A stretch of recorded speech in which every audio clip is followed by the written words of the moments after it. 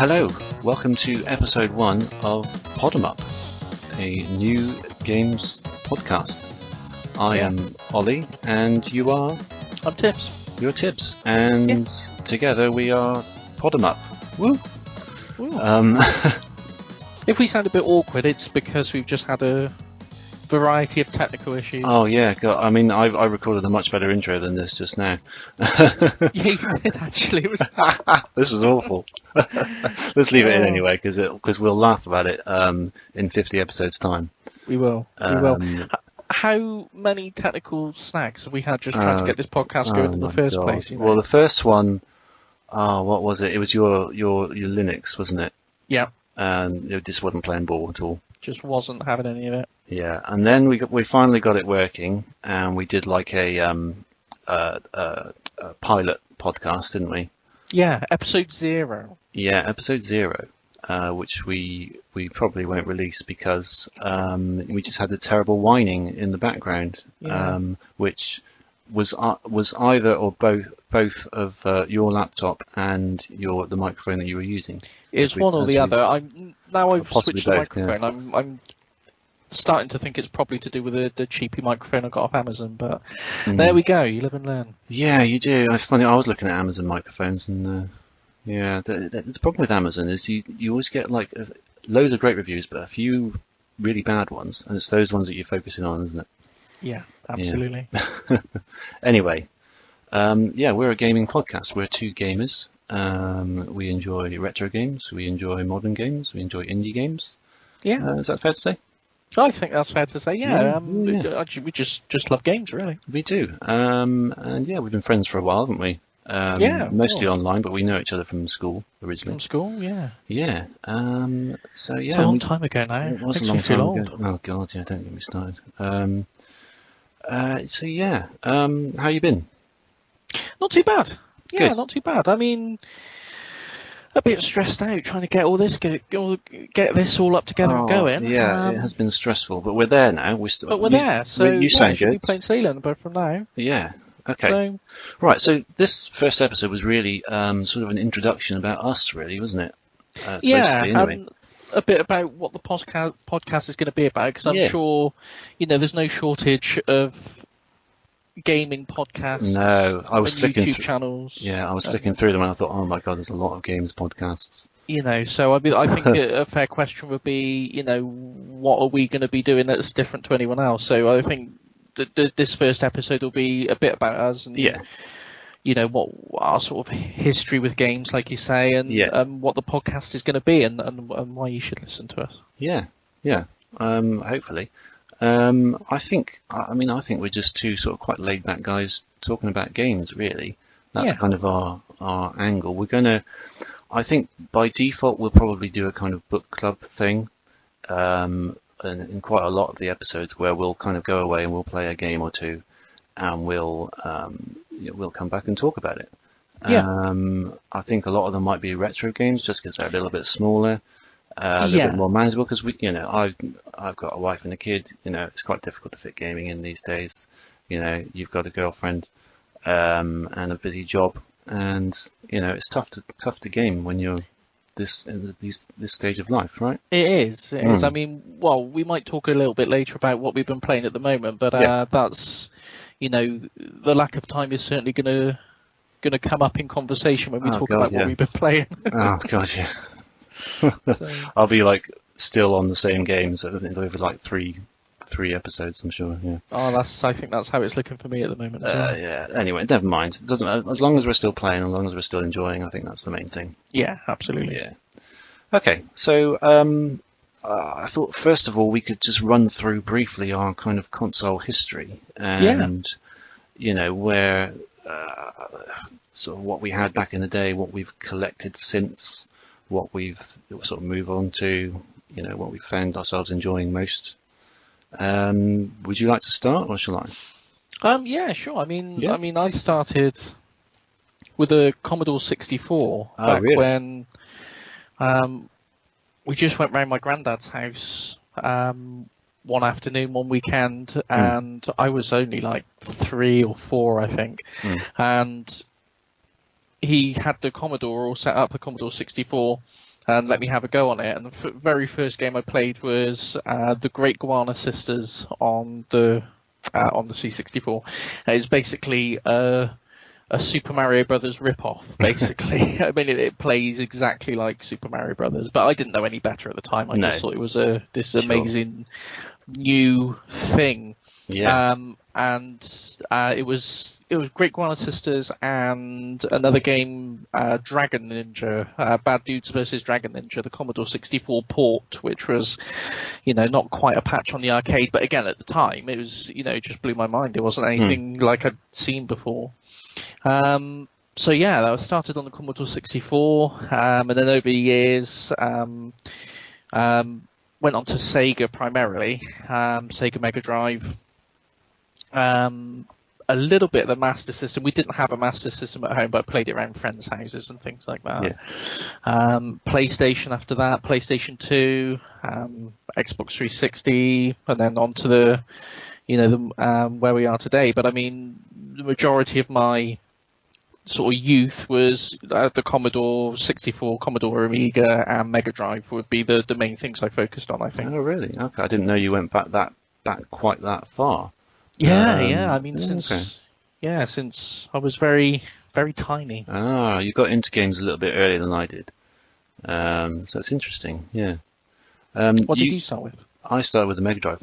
Oh, really? I didn't start until Christmas '93 was when I got my Mega Drive. Oh, so right, yeah. I was 7 or 8. My first experience with games was a little bit earlier than that. I just played on my uncle's PC, and he had I can remember 3 games. It was, and I don't know if they were the same ones or just clones of them, but he had a version of Space Invaders. It was quite nice. That's sort of one of the first games I played. Actually. Oh yeah, definitely. It's like a classic. And Prince of Persia, and a platformer starring some sort of mechanic running around a factory talking to his boss. I don't know. I can't remember. But I'd love to know what game that was, actually. I was going to say, if anyone knows what that game is, let us know. It's weird. I quite like the Prince of Persia one. I remember very specifically learning that, okay, this is the jump button and this is the forward button. And if I hold them both at the same time, I can jump over this pit. And that was like, kind of a revelation. Not having played games before and just sort of, oh, that's how you play a game. Do you know what I mean? Yeah. Yeah. My first experience properly with it that really got me into games was, it'll come as no surprise to you, actually. I went to a friend of mine's party, and I went in. This was in probably summer '93, I'm guessing. And in the corner was a TV set up with a Mega Drive and Sonic the Hedgehog playing on it. And to say that moment changed my life is not really an understatement, I would say. Yeah. It just wowed me. I mean, the fact that they were playing a game anyway, but also just Sonic itself. As you know, I'm a big Sonic fan, and it's all started there, really. Yeah. That's a good introduction to the Mega Drive as well. Yeah, it's a great. Yeah, I mean, no better, really. It was just the color, the speed, how much fun the other kids were having with it. I remember one thing. You just reminded me of it then when you said, sort of how sort of revolutionary, what a revelation it was. I don't know what the correct term would be, but with Sonic, when you played Sonic the Hedgehog, when I played Sonic for the first time, one of the things, it sounds really silly, but one of the things that I found amazing at the time was you could scroll backwards and forwards on the level. A lot of the old Commodore games I played up to that point, once you move forward, like the screen would lock, you wouldn't be able to go back, you couldn't backtrack across the stage. And I remember having that freedom in Sonic and going back and forward across Green Hill Zone. I just find that absolutely mind-blowing at the time. Okay. The only game I've got experience with that with is Mario Land on the Game Boy. I think it was like that. That you couldn't go back. Yeah. But yeah, I know what you mean. Yeah. So that got me into Mega Drive, definitely. I wanted any sort of game after that. I just thought, Christmas is coming, I want a games console. So I asked for the Master System because I thought it was a bit more affordable. I thought, it's got Sonic on it, that'll do. But luckily my dad tends to just sort of go for whatever he thinks is best or whatever's what it was told him was best. So he went for the Mega Drive, and I got a bundle with Aladdin, Sonic Spinball, Lotus 2, Desert Strike, and EA Doubleheader. Amazing. Randomly, yeah. I don't know why EA Doubleheader. The Doubleheader not so much, but the rest. Yeah, no. That's a good selection. I played that game like 3 times, literally, but all the others I loved. Yeah, it's probably not a podcast you're going to get much from if you're into primarily sports games, I don't think. No, I'm not into sports. You're not into sports. I don't think. We could just do like a sport game in the book club just once, just to see how badly we do it. It might be fun. Yeah, it could be good. That's the only time. Yeah. So yeah, I love my Mega Drive. You know, I went on to get like Sonic 2, Sonic & Knuckles, Micro Machines 96, Streets of Rage 2, Earthworm Jim 2. You know, and then I moved on to the Saturn, and that was a big moment for me as well, because I hadn't really played any 3D games until then. And I got a bundle with Virtua Fighter 2, Sega Rally, and Daytona, and I remember plugging it into the big TV downstairs, and just Virtua Fighter 2 just blared at the TV. You know, it had CD quality soundtrack. It was 60 frames a second. These polygons were flying around all over the place, and it just blew the whole room open. You know, it's just I couldn't believe it. It was incredible. Yeah, I plumped for the Saturn rather than the PlayStation. I didn't get. Why was that? Was that just? I didn't get what Sony thought they were doing, because they weren't a games company. To me, they didn't know games. And I thought, you know, they make TVs and stuff. What do they know about games? But it turns out, obviously, they just get people to make the games for them, and they did a very good job of it, obviously. But I didn't really see that at the time. I stuck with Sega, you know, because that's not what I knew, and I don't like change very much. It's odd what you said. You asked for the Master System. I remember the Christmas that I got the PlayStation. I'd originally asked for a Sega Saturn.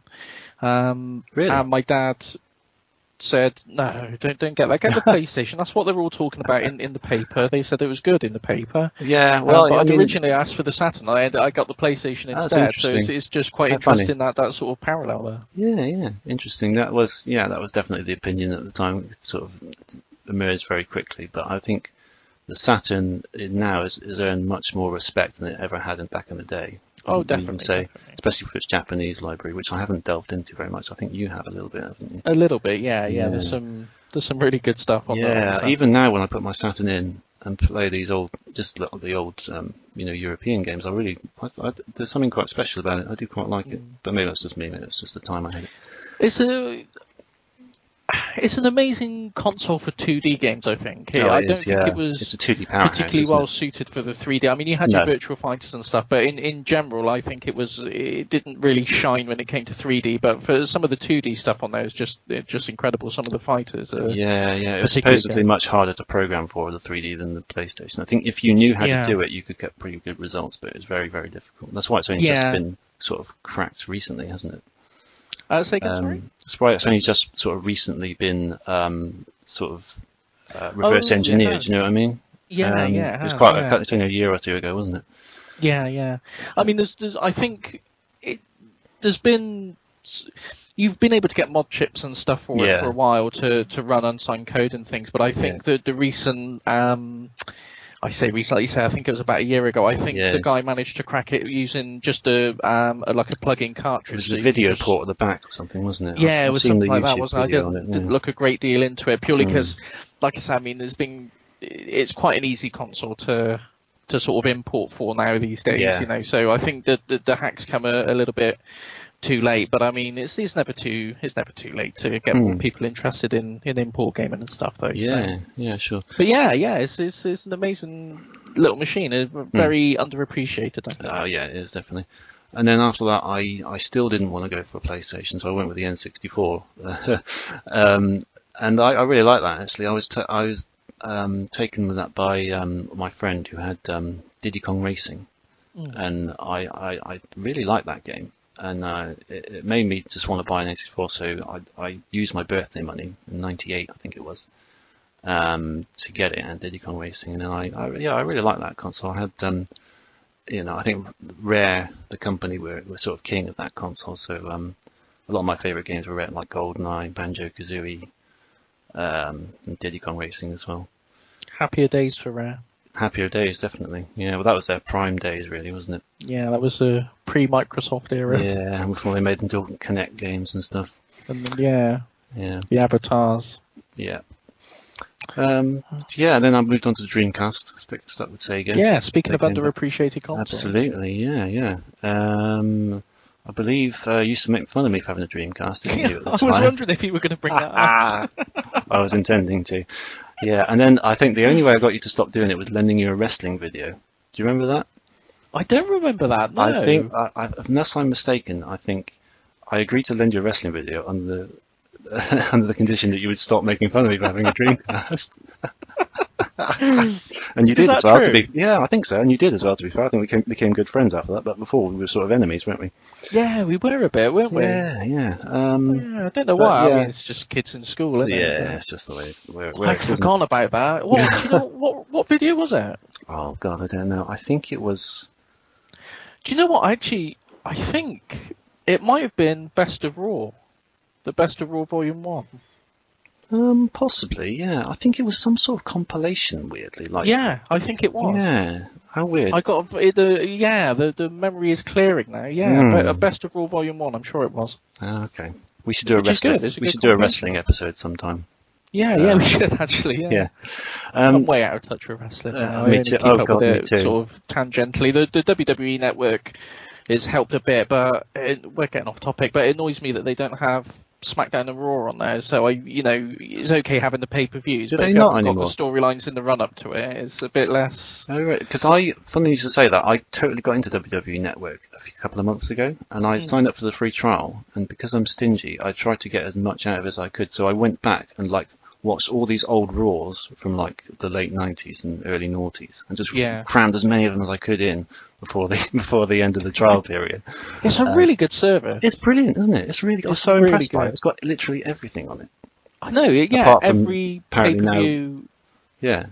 It's incredible. They stopped doing Raws and SmackDown. The only thing missing is if they could get the weekly Raw and SmackDown on there. It's funny because they were on there when I was doing it. I'm sure they had the current ones. They only just stopped doing No, they're on there, but I think they're 4 weeks behind what's live on the television. Okay. It's something to do with the contracts they've got with the network television in America or something. I guess that kind of makes sense in an annoying sort of way. But anyway, that's But yeah, I forgot all about that. That's amazing. Yeah, you did get a bit of stick for having a Dreamcast, didn't you? I think that was like old school console wars mentality in the playground. Yeah, but I think you came around to Dreamcast in the end, didn't you? Oh, I did. I love it. Yeah, it's brilliant. Yeah, it's such a good console. It's it was the definitely underappreciated in its time, but now again, like the Saturn, it's got such a strong following now, isn't it? Really. Well, I mean, there's still people putting out, published, printed, it's incredible, games. Isn't it? It's 2018, and people have still got games coming out. And have you seen the Dream Pi? The software for the Raspberry Pi that allows you to get it back online. You can still play network games with people. And I know, that's incredible. It's incredible. Oh, the amount of work that people are putting into that console still is astounding. Yeah. It just shows how much potential it had, really. Oh, it's so sad that it went before it did, and it shined so brightly when it did. The number of quality games it produced when it in the year or two that it was out, was incredible. Yeah, it really is. I still hold out the tiniest little bit of hope, as futile as it may be, that Sega will one day get back into the hardware game. And I know. I think we all do, but it wouldn't be the same Sega anymore, though, would it? To be fair, I don't think. I don't know. They still got the big names out there are still making games. We got Shenmue 3 on the way. True, and, all the big Sega guys are still out there in development. So, it couldn't get the band back together. Yeah, absolutely. I'm not saying it couldn't happen. No, and I'd love it to happen. It'd be brilliant, wouldn't it? Sega just made a proper comeback and did things the way they used to. It'd be brilliant. So Dreamcast, following that, Xbox original, GameCube. I still, at this point, I actively don't like Sony because I see them as knocking Sega out of the console business. So I was like, honestly, the PS4 is the first time I've had a current PlayStation. The old rivalries never die. No, I finally just let the rivalry down now. But yeah, I had a Xbox, GameCube, then a 360, Wii U, and now a PS4 and a Switch. And I got. It seems like you've backed the underdogs a lot of the time. Yes, I do tend to go for the underdog. I don't know why. I think it just happens like that. I don't necessarily do it deliberately, but generally speaking, I have often favoured the underdog. You know. I've always kind of thought of the original Xbox as a spiritual successor to the Dreamcast. Sort of. A lot of the games sort of moved over to the. A lot of the games did. There was a Jet Set Radio sequel, wasn't there? There was. Crazy Taxi. Crazy Taxi. There's a Panzer Dragoon on it. That's really good. Panzer Dragoon Auto. Yes, you're right. Yeah, a lot of them did. But, I had the expansion ports on the console, on the controllers. Had the online play. Yes. It felt to me, kind of, like I say, a spiritual successor, or what might have been had the Dreamcast continued to evolve, and it's a good way of looking at it. That same sort of spirit, I think. Well, they had that connection with Microsoft anyway, because they had Windows CE built in the Dreamcast. So it makes sense that they've sort of moved on and just made games for the Xbox, doesn't it? Yeah. And I finally got a PS4, let the rivalry go down. And then I got a PS2 retrospectively just 2 or 3 years ago, I think. And because when all the games are cheap, and they do it cheap now, I just filled up. It's like my second biggest library of games now, just because they're so cheap. Definitely, the PS2 and the Wii. If there's a time, if you're looking to get into building a librry, the PS2 and the Wii are the ones to look at the moment. I think you can pick up some really good games for next to nothing. Yeah, Xbox original as well. Very cheap. Definitely. That's why I pick the most of the games that I pick up now are for those consoles, really, because they just I was just going to CEX and I'll just go away with 3 games, every time I go in. I haven't played any of them yet, of course. That'll come eventually when I'm retired, I expect. My thumbs don't work anymore. That's. I mean, you're a bit of a collector of older games, aren't you? Do you have quite? I'd you have say a fair so. bit. Not as I'm not sort of hardcore collecting as some people. I don't do any of the try to get the whole libraries or anything. I think. Yeah, I think that's. I mean, fair play to people who do it, and it's really impressive. But there's a slippery slope there, isn't there? That you. I mean, you've got to be very sure that you're going to go collecting for their own sort of reasons, and everyone gets their own thing out of it, I think. But for me, it's kind of like if you collect vinyl, for instance, or you collect CDs.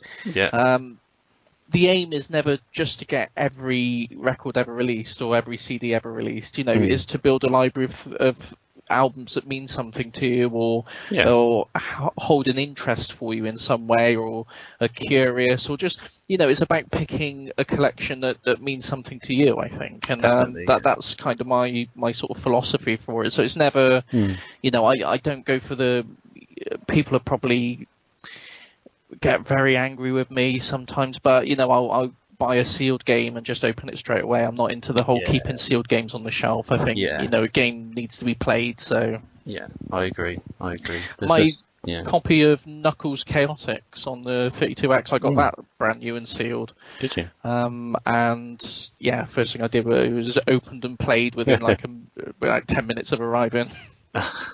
Is that quite? I think 32X is generally quite expensive, isn't it? Because it wasn't very successful. It is quite, I mean, it's again in terms of in the leagues of super collecting. I mean, it's chump change, but I think I paid about 150 for it, and I think it's gone up since then. So I mean, that's a lot of money for me. Yeah, it's very very rare I get that much to spend on a single game. Yeah, I mean, I think my most expensive game. And I didn't pay anywhere near this. This was Burning Rangers for the Saturn. We got to do an episode on that at some point. Yeah. Do you have that? I have, yeah. Oh, okay. Yeah, we could do that totally. I haven't played it much recently. I got it in about 2005, I think, for I don't think any more than about £25, and that's worth at least a lot more than £25. At least 100, I would say, isn't it? Last time I checked. Yeah. that makes me feel quite good. But other than that, I'm not really a collector of sort of expensive games or anything like that. I've kind of only got into it in the last 2 or 3 years, and I mainly just pick up games that I quite like the look of that are fairly cheap, or games that I played or always wanted to play back in the day and I never did. I've been trying to pick those up, even if they're a little bit more pricey, but not like too pricey, no more than like 20 quid or anything. So I don't have like loads of games, but I try to focus on the games that I really want in each collection. It's the same with me, really. I mean, you see these YouTube videos, they got, guys with like rooms floor to ceiling of games, all sort of super organized, and it's not like that at all. It's a very modest collection by sort of internet standards, but it means a lot to me, and I think that's the important thing. I mean, other people might look at it and think, well, what's he care about all these all these old games for? Some of these games aren't even very good, they might say, but to me, it's just a collection that means something to me. Absolutely. It's some of these games I've had since I was a kid as well. So some of these were my granddad's old Commodore games that I've kept, and so I think that's the thing with collecting. It has to mean something to you personally. Definitely, there's a personal element. I've actually got almost all of the stuff I originally had as a kid still. Wow. I'm looking over at it now, and I listen to a lot of podcasts, and almost everyone says that they traded their consoles in. And to be fair, that means you play more games that way because you get And I'm afraid I did the same thing. When you're younger and you ain't got a job and you're at school or college, it's the only way to get new games. I totally understand that, but for me, I'm like a hoarder, and I like to hang on to things, even if they don't mean anything to me anymore. I find it very difficult to let go of stuff. Yeah. So I've kept almost everything. The only thing there's a couple of things, but one of the main things I don't have is my original Game Boy, and that's only because I traded it to. You remember Martino? I do, yeah. I traded it to him for 2 games, Mario Land and Tetris, for Sonic 1 and Streets of Rage 2, which is a fair deal. It's a fair deal. It's not like it's got something rubbish for it, but I did regret it, and I did, as much as I love those games, I did miss my Game Boy, even though I hadn't played it much. I just hated not having it anymore.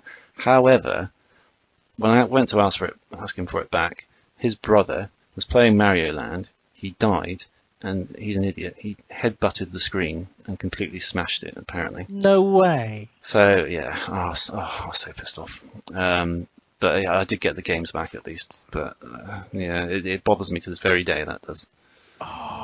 Do you still speak to Martino? Not very often, no.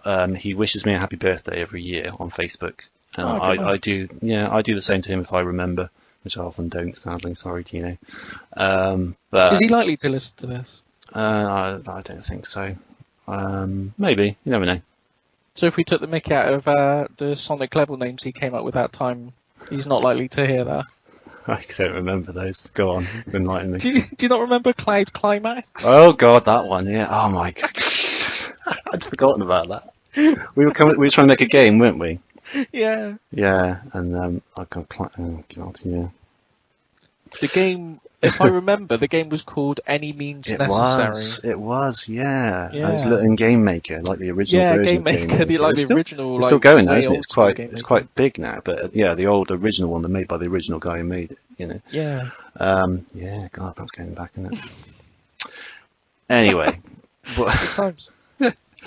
So I've still got all my old, other than that, and a couple of Mega Drive games that my cousins lost when I lent them all my Mega Drive stuff, which is really annoying as well. Other than those 2 things, and a few games I've traded into CEX that don't really mean much to me. Everything is still there.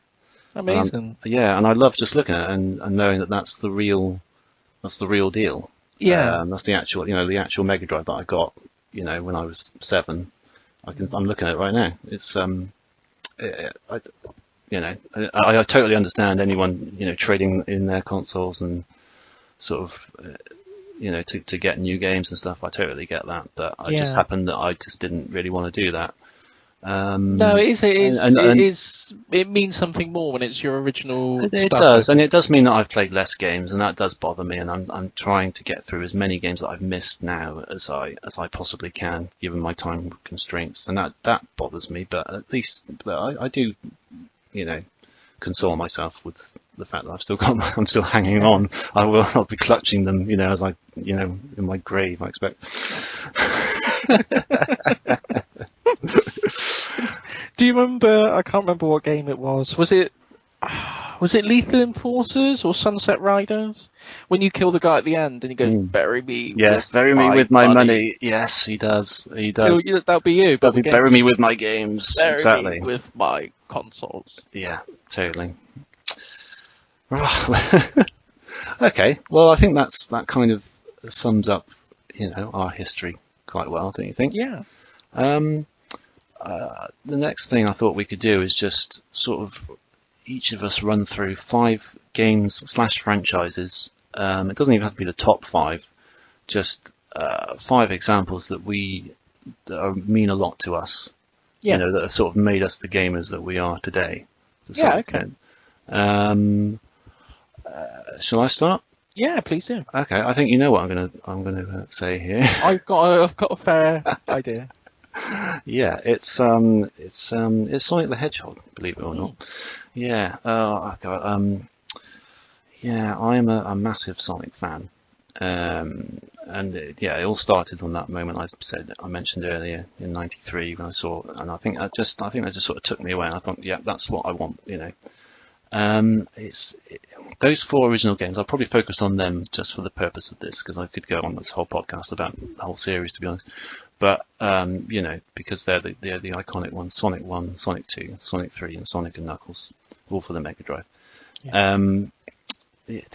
They're so sort of ingrained in me, like I know them so well that it's very difficult to articulate exactly what it is I like about them. Do you know what I mean? I know what you mean. Yeah. Yes, it's almost like breathing or eating. I regularly play them just while having a full-on conversation with my wife without even sort of stop to think, what am I doing now? I just know exactly what's coming up. It's just muscle memory. Yeah, and those are pretty much the only games I can do that with. Some of the later ones as well, to some extent, but there's not many other games I can do that with that I know so well. And I think it's a combination. Obviously the character is extremely likable. Has lasted very so long. I think for me a lot of the appreciation comes down to the levels and the level design. And for me, more so than any sort of character or plot line, they are the stars, particularly of those games, the levels themselves. Yeah. I think if you compare them to Mario, and as a Sonic fan, I'm not anti-Mario in any way. I do like Mario a lot, and what they do is sort of they'll have a level and they'll introduce a gimmick in the level, and they'll sort of really play with it, and you'll get to play around with that gimmick sort of several times, and they'll really build on it, and they're great at that. Great at sort of pushing the boundaries that each new gimmick they introduce, but they don't tie them to the levels as such. It's like World 1, World 2. They're all kind of like your standard, your green level. Sort of variations on a theme. Yeah, every time they do it, particularly the 2D ones, they're very much, here's your mushroomy level, here's your ice level, here's your jungle level, etc. Yeah. I mean, Sonic is obviously based originally on those sorts of tropes, but the levels have so much identity to them that I don't know, they just really stand out to me. They've always been something that I've been enamored with. And when I played those original Mega Drive games, I wasn't necessarily very good at them. I would just sort of sit and watch my friends play them, or I would sit and play as Tails, quite often.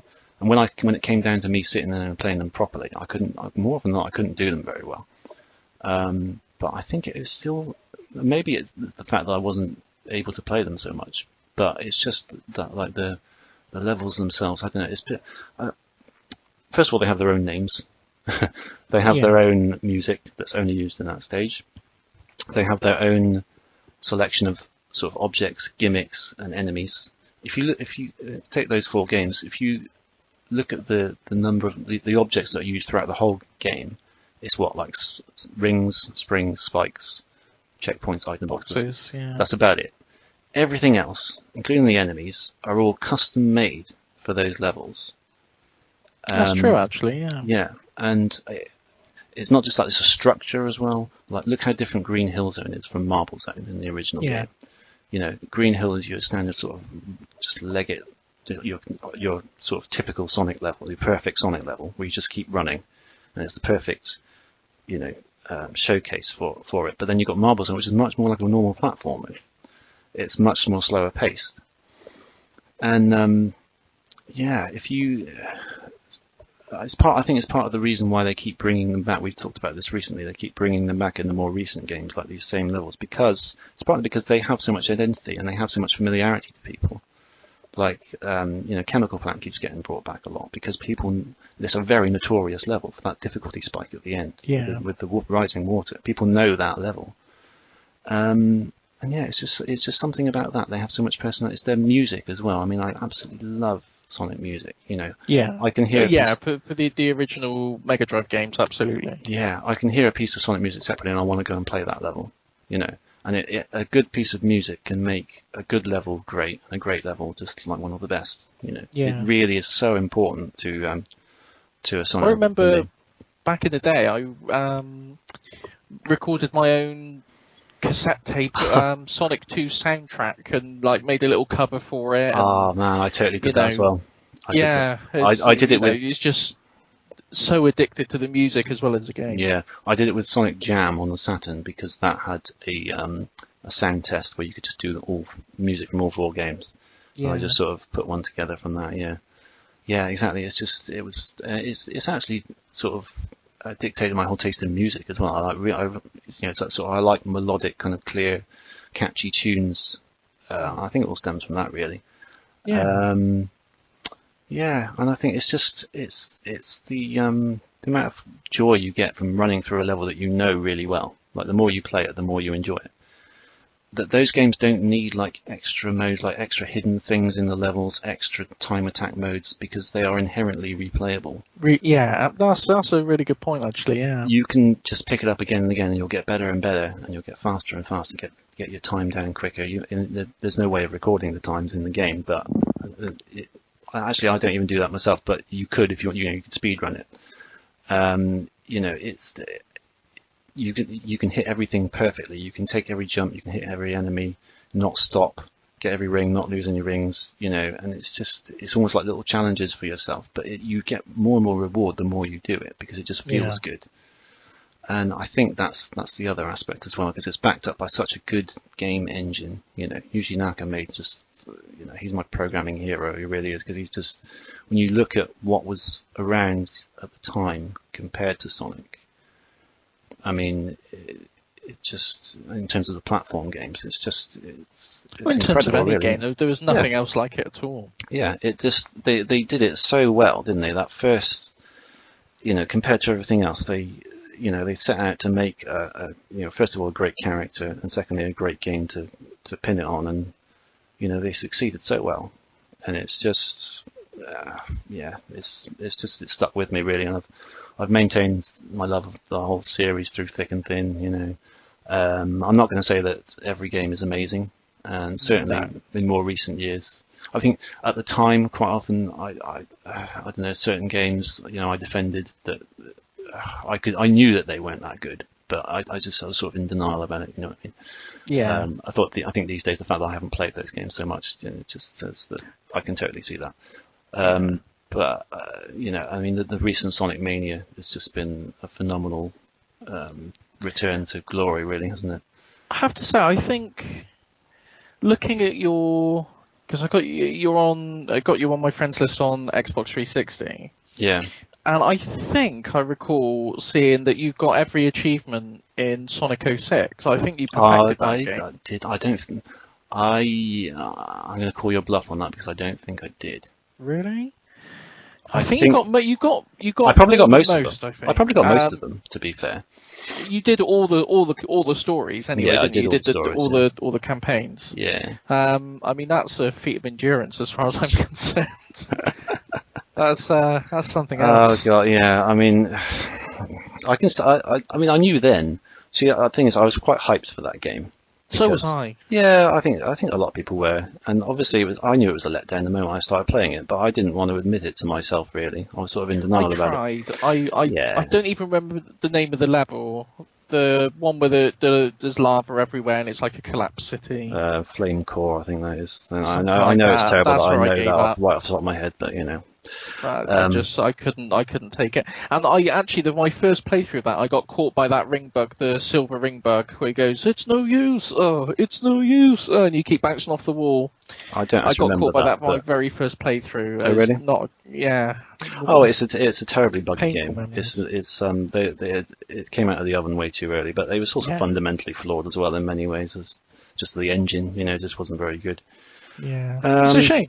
It is a shame, and there've been similar disasters, and there've been some pretty good games as well.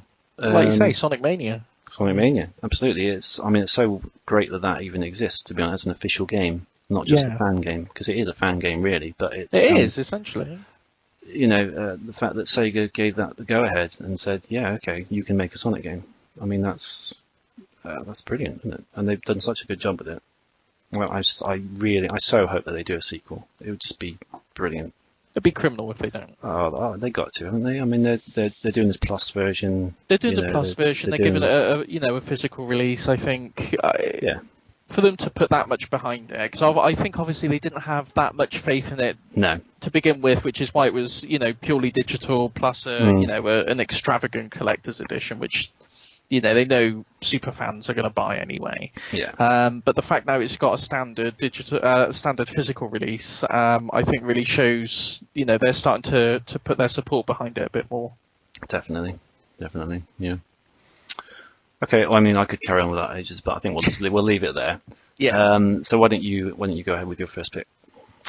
First pick, I'm gonna have to say Sonic as well. Oh, really? Okay. It sounds like a cop out, but I think the Mega Drive was the first console that I had that was actually mine. Yeah. We did have the Commodore 64. My granddad handed that down to us, but that was more sort of a family. It belonged to the family really.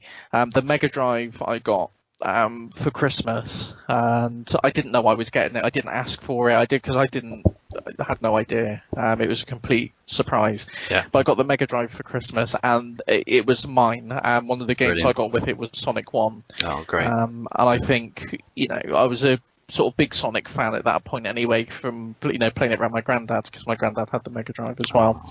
You got a really cool granddad, by the way. Yeah, I mean, it's like you said earlier when you said that when you went to the birthday party, and it's fair to say that sort of changed your life, that moment. Yeah. It's the same for me. I think that Saturday morning we went down to my granddad's house, and he showed me the Commodore. Mm. I had no idea at the time how much that one event would influence my entire life from that point on. It sticks with you, isn't it? I wonder if everyone has one of those moments. I think they must. I mean, whatever you're into, I mean, anyone who's really passionate about a hobby, there's got to be one moment they can point back to in their life where it really just clicked for them, and they think, this is my thing. This is my thing that I like. Mm. He was all into anything sort of gadgety and tech related. That's what he did. So I owe a lot to my granddad in terms of where I am today, hobby wise and interest wise. I owe it all to him really. But so I'm gonna have to pick Sonic as my first one for pretty much all the reasons you've said. I don't want to repeat myself or repeat what you've said too much. But it's just a series that holds a special place in my heart really. Like you say, there's lots of ups and downs with the series, but I think on the whole, it's given me more enjoyment than it has disappointment. I think it's just the fact that all the missteps that it's had over the years, it's a franchise and a name that still holds so much weight with people. I think is a testament to how special those original games really were. That's the point you have to take away from with Sonic, because there's been so many games that people have said, oh, this is the last Sonic game, and he keeps bouncing back. Yeah. I mean, it's partly because Sega are still around and it's still their biggest franchise, but it's also because of the fans, and because Sonic means so much to so many people, whether they're sort of still diehard fans or people who sort of dip in and out of the series. Yeah. And alongside Mario, and I don't know, maybe something more modern like Master Chief, he's one of the few characters you could show to complete non-gamers, someone who's never picked up a control pad in their life and has no interest in games, and they'll know who he is. Yeah, definitely. He was more recognisable than Mickey Mouse in his primes, as a sort of famous fact goes. Yeah. And that's all that popularity to start with has sort of seen him through, for quite a long time, really. Yeah. Brilliant. So, Sonic, top of the tree. Okay, well, it's back to me then, isn't it? Yeah. Fair enough. So my next pick is the Legend of Zelda series. Okay. I came to Zelda much later than most people. My first game was the Wind Waker on the GameCube. I saw my cousins playing it. They had it, and I sort of looked at it. I'd sort of previously dismissed Zelda a little bit on the N64 for probably stupid reasons, I expect. I went round my friend's house and he had Ocarina of Time, and I played it very briefly, and I said, what's the jump button? And he said, there is no jump button. I was like, what, a 3D platform without a jump button? Well, obviously it isn't a 3D platform. It's an action RPG, and you don't really need to jump anywhere. You just go to the edge of a platform and it'll jump off automatically. But that, for some reason, just for some stupid reason, that just put me off. I don't know why. It's really, really dumb. But yeah, I returned to the series on the GameCube, and I loved it. I absolutely fell in love with this game that a couple of months earlier I wouldn't have batted an eyelid at. But it's an action RPG. There's no leveling up. There's no stats, anything like that. It's very simple. It's very accessible. I've played most of the 3D games. I haven't played a lot of the 2D top-down ones. The only one I've played is the Game Boy Advance one. But I've played Wind Waker, Ocarina, Twilight Princess, Skyward Sword, and the new one, Breath of the Wild. And they're all kind of laid out in the same sort of way. The good thing about the series is if you've never played it before, you can jump in literally anywhere, because they don't really continue on from each other in any way that is important. Yeah. The general idea is that every 10,000 years, this evil demon called Ganon comes back and sort of does what evil demons do, tries to take over the world and stuff. It looks like a pig. Yeah, it does look like a pig, yeah. And he'll either appear in that form, or he'll take the form of a human-ish type person. And every generation that this happens in, there's a Link and there's a Zelda, and they've got to stop him, or Link has got to save Zelda, or whatever, And it happens in different ways, but it's all kind of the same thing. And there's a very convoluted timeline in which the games happen not in the order in which they were released. And it gets very convoluted, like an Ocarina of Time has a time travel element, and there's different strands that come from that depending on whether you did something in the past or whatever, supposedly. But it's all kind of theoretical, so it doesn't really matter. But it's kind of as you get more and more into Zelda, you sort of find out more about it. But they're just really good games. They are. You're generally in sort of an open world, usually a Hyrule field. And there's various different villages and things, and you go and talk to people like a normal RPG really, and you've got little quests and stuff. And then you go into the dungeons, and this is where the game really kicks off, because you'll go down a path and you enter a big room, and there'll be like one path in that room, one door that's open. All the rest are locked. You go down there. You do a couple of puzzles. You fight a couple of bad guys. You flip a switch. That will open another door in that main room. You go back, and you can go and do the same in that new door, and then you'll come around and you come out somewhere else in the main room. And it's that sort of layout, this sort of quite open but very well structured layout of a dungeon that works really well. And then you'll fight a mini boss, and the mini boss will give you a new. If you beat him, he'll give you a new weapon, like a bow and arrow or like a grapple gun or something like that. And then you can go back into the room and you can access areas that you couldn't access before in order to progress through the dungeon. Yeah. And it's just that really nice design that I really, really like. It's similar to, I'm a big fan of like level structure and like level design and like really appreciating that kind of thing. So like I said with Sonic earlier. And I think that's one of the things I like most about it. There's many other things as well, but I'm trying to think about what I take away from it, and that's one of the things. We'll have to do a Zelda on the show as well, because to my shame, I've never actually played a Zelda game. Yeah, they're a big commitment. They're like 40 hours ish. So we might have to do that in the back. We might have to do it in the background while we do other things, I guess. Yeah. But I totally recommend you get into them because they are so good.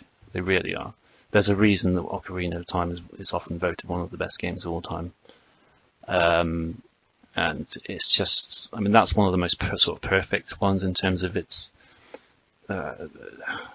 perfect Zelda-ness in a way, because a lot of the others, they're just as good, but Wind Waker, for instance, is set on water and you just sort of sail everywhere, which I really like actually. And then it was quite a divisive one, wasn't it? It was. I think it was just the style of it, because it was the first game I played. It didn't bother me. It was all cell shaded. It was all cell shaded. And they were very different looking characters. There's been a couple of games in that sort of lineage as well, in the DS, I believe. Excuse me. Yes, it was divisive, but I think a lot of people realised it was still a core quality game underneath it. And the visuals, they were inconsequential to the gameplay, I think, in many ways. So all of the games up until Breath of the Wild, the new one, have that sort of structure, whereby you have to do it in a linear order, pretty much. There's side quests and stuff, and there's other things to do, but in order to progress through the story, it's very linear. Breath of the Wild totally changed all that. You kind of do the same sort of thing. You solve puzzles, you go into little dungeons, and you fight creatures, and you talk to people and stuff. It's still the same sort of thing, but it's so much more open. And I honestly can't choose which I like better, because I was kind of unsure about it at first because it looked like they were changing so much, and I thought, I'll give it a go, but I don't think I'll like it. But I end up absolutely loving this game. I played it last year on the Wii U, and it was sort of a perfect storm, really, because prior to that I'd been suffering from this eye condition. I kind of remember telling you about it, where my eyes hurt all the time, and I couldn't.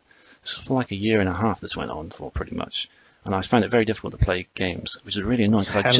I just got into like going back and getting all these games and getting really into playing games and discovering new games I hadn't played before. And this eye thing, oh god! But it turned out to be some sort of myobeionitis, I think it's called, thing. It's like a blepharitis thing. Anyway, and I managed to get antibiotics for it. And this was at the time where they were just healing up. This game came out. My little girl had been born quite recently, and she wasn't sleeping on her own, and she had to just like sleep. Me and Abby, my wife, used to have to take turns in staying up with her all night, so I'd stay up from like 8 till 3 a.m. and then she'd take over and I'd get a lie-in. So my eyes are back working again. I've got my little baby sleeping on me. I've got nothing else to do for like in the whole evening other than play this amazing game. And I just had a blast with it every night for like 2 or 3 hours. I put like 50 or 60 hours into this game over the course of about a month. Yeah. And I absolutely loved it. And it's different in the sense that it's a lot more like Skyrim, or like an open world kind of thing. You do like a little tutorial thing at first, which tells you everything you need to know about the game. And then after that, the whole world is open to you. You can do pretty much anything you want in any order. The final boss is there, and you can even go straight to him and have a go at him if you want. Yeah, I've heard that, yeah. Yeah, you'll probably get creamed because you haven't got enough health or anything, or any good weapons. But you can. The fact that you can do that is just awesome. And you can do the dungeons in any order you want. There's so many little mini dungeons in there. You can improve your health and your stamina on. There's so many more weapons than there are normally. Normally it's like a linear progression, and you have to get each weapon. This time you can get whatever you want at any point. And just the freedom. It's one of those times, one of those games where when you're away from it, you spend a lot of time thinking, tonight I'm going to go home and play and do this bit, and then I'm going to do this, and then I'm going to do this. There's so many different things you can do at any one time, rather than a linear game where you don't know what's coming up because you're only doing the thing that you're doing at the moment. And you can't really think about it too much. Do you know what I mean? Yeah. Yeah. It was just, but they're all good. They're all great games. I'm definitely going to have to catch up with them. I can't tell you how good they are. They're really, really good. I think you'll like them. I think you will. But it is a commitment. Will, because I do like role playing games. I'm not. Again, I'm not. There's some people who are like really, really into role playing games, and I wouldn't say I'm anything like that. But I do really enjoy role playing games. Oh, yeah. It's a much more accessible one than most role playing games because you don't have those stats. You don't have, because that's what often puts me off about those kind of games. I get buried in that. It's very, very complicated. This isn't complicated at all. Even Breath of the Wild, really, not in that sense. You can. And they're just amazing games. Yeah. Okay. Excellent. Yeah. Your go. Okay. I'm going to choose Metal Gear Solid. I thought you might. As my I have a feeling this is one of your favourite franchises. I've never played a Metal Gear Solid game. Metal Gear Solid game. Yeah. See, you missed out on Metal Gear. I've missed out on Zelda. It's going to be plenty of opportunities for us to sort of fill the gaps in our knowledge here. Definitely, and I do want to get into Metal Gear Solid, but I'll let you talk about it first. I think it's just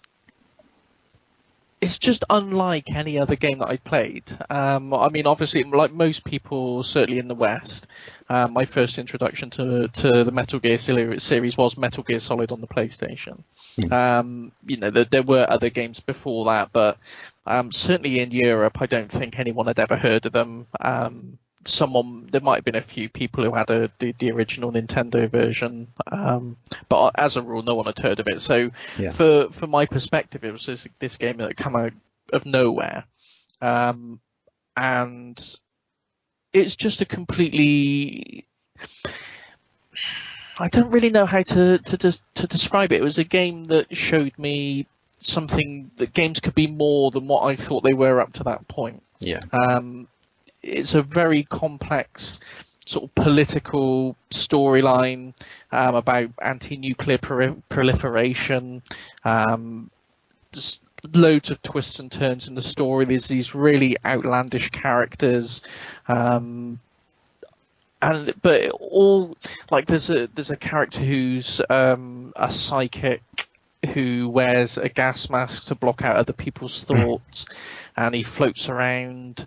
And there's a guy with a raven tattoo on his head that comes to life. And there's all these really bizarre characters, but it all takes place in a very real world kind of setting. And it's done in such a way that the characters don't feel ridiculous. You don't think. Like if you described it on paper, you think, well, he's got a raven tattoo that comes to life. It's ridiculous. But in the context of the world that it presents, it all makes sense. It all fits. Right. And like I say, the story is very, very deep compared to other games that were around at the time. It's very, very text heavy. Very. There's lots of dialogue and cutscenes. I mean, some of the cutscenes famously go on for like 15 minutes of just straight talking sometimes. And there is a lot of filler towards the end of the game. The end of the game makes you backtrack almost to right to the beginning of the game and all the way back again several times, with a very flimsy excuse for doing so. It's obviously just to pad out the length of the game. But on the whole, it's just... Yeah, it was nothing completely unlike anything I played to that point. And Metal Gear Solid 2 that was on the PlayStation 2. I don't want to spoil it in case you ever play it. I do have it actually. I picked it up for about 50p. Yeah. Naturally, so I picked it up, and I will get round to it, I think, or some version of it. But yeah, go on. I'd recommend playing Metal Gear Solid 1 first. Yeah. Because not only that it sets up the universe and the story and what's going on, but also the way Metal Gear Solid 2 completely messes with your expectations will be much more impactful if you've played the first and you've got into the first one. Okay. It does some really controversial things. Right. That are, very, like we were saying with Zelda, with Wind Waker being quite divisive. Metal Gear Solid 2 was incredibly divisive at the time because it just pulls a few things out of its pocket that you completely go against what you expect it to do. Okay. But the overall effect is really, really special. Yeah. Cool. And again, the third game wasn't as important to me in terms of, because I'd played Metal Gear Solid at that point. It had that initial impact on me, so I knew what to expect a little bit going in. But it still has some really, really neat moments in there. There's a boss fight in Metal Gear Solid 3 where it's affected by how many people you've killed throughout the game up to that point, because you can play the game, you've got freedom to go through the game all guns blazing if you want to, or you can try and stealth your way through and not get spotted, and that's the preferred way of doing things. But if you go through and just kill people and everyone you've harmed up to that point, their spirit essentially comes back to haunt you through this boss fight. And up to that point, you've just if you've just been playing it like a normal game, and you've just been, oh yeah, this is a bad guy, kill him, he's out the way, kill him, he's out the way. You're forced to confront the reality of these are people that you've killed. They're not just characters in the game. These are actual, you've hurt these people. And you're forced to confront that, and you can't progress until you've faced this sort of realization. And it's got loads of really neat ideas like that. And there's another bit in the game where if you save it at a certain point and reload it, it will take you into Snake's, the main character in the game, was Big Boss in Metal Gear Solid 3.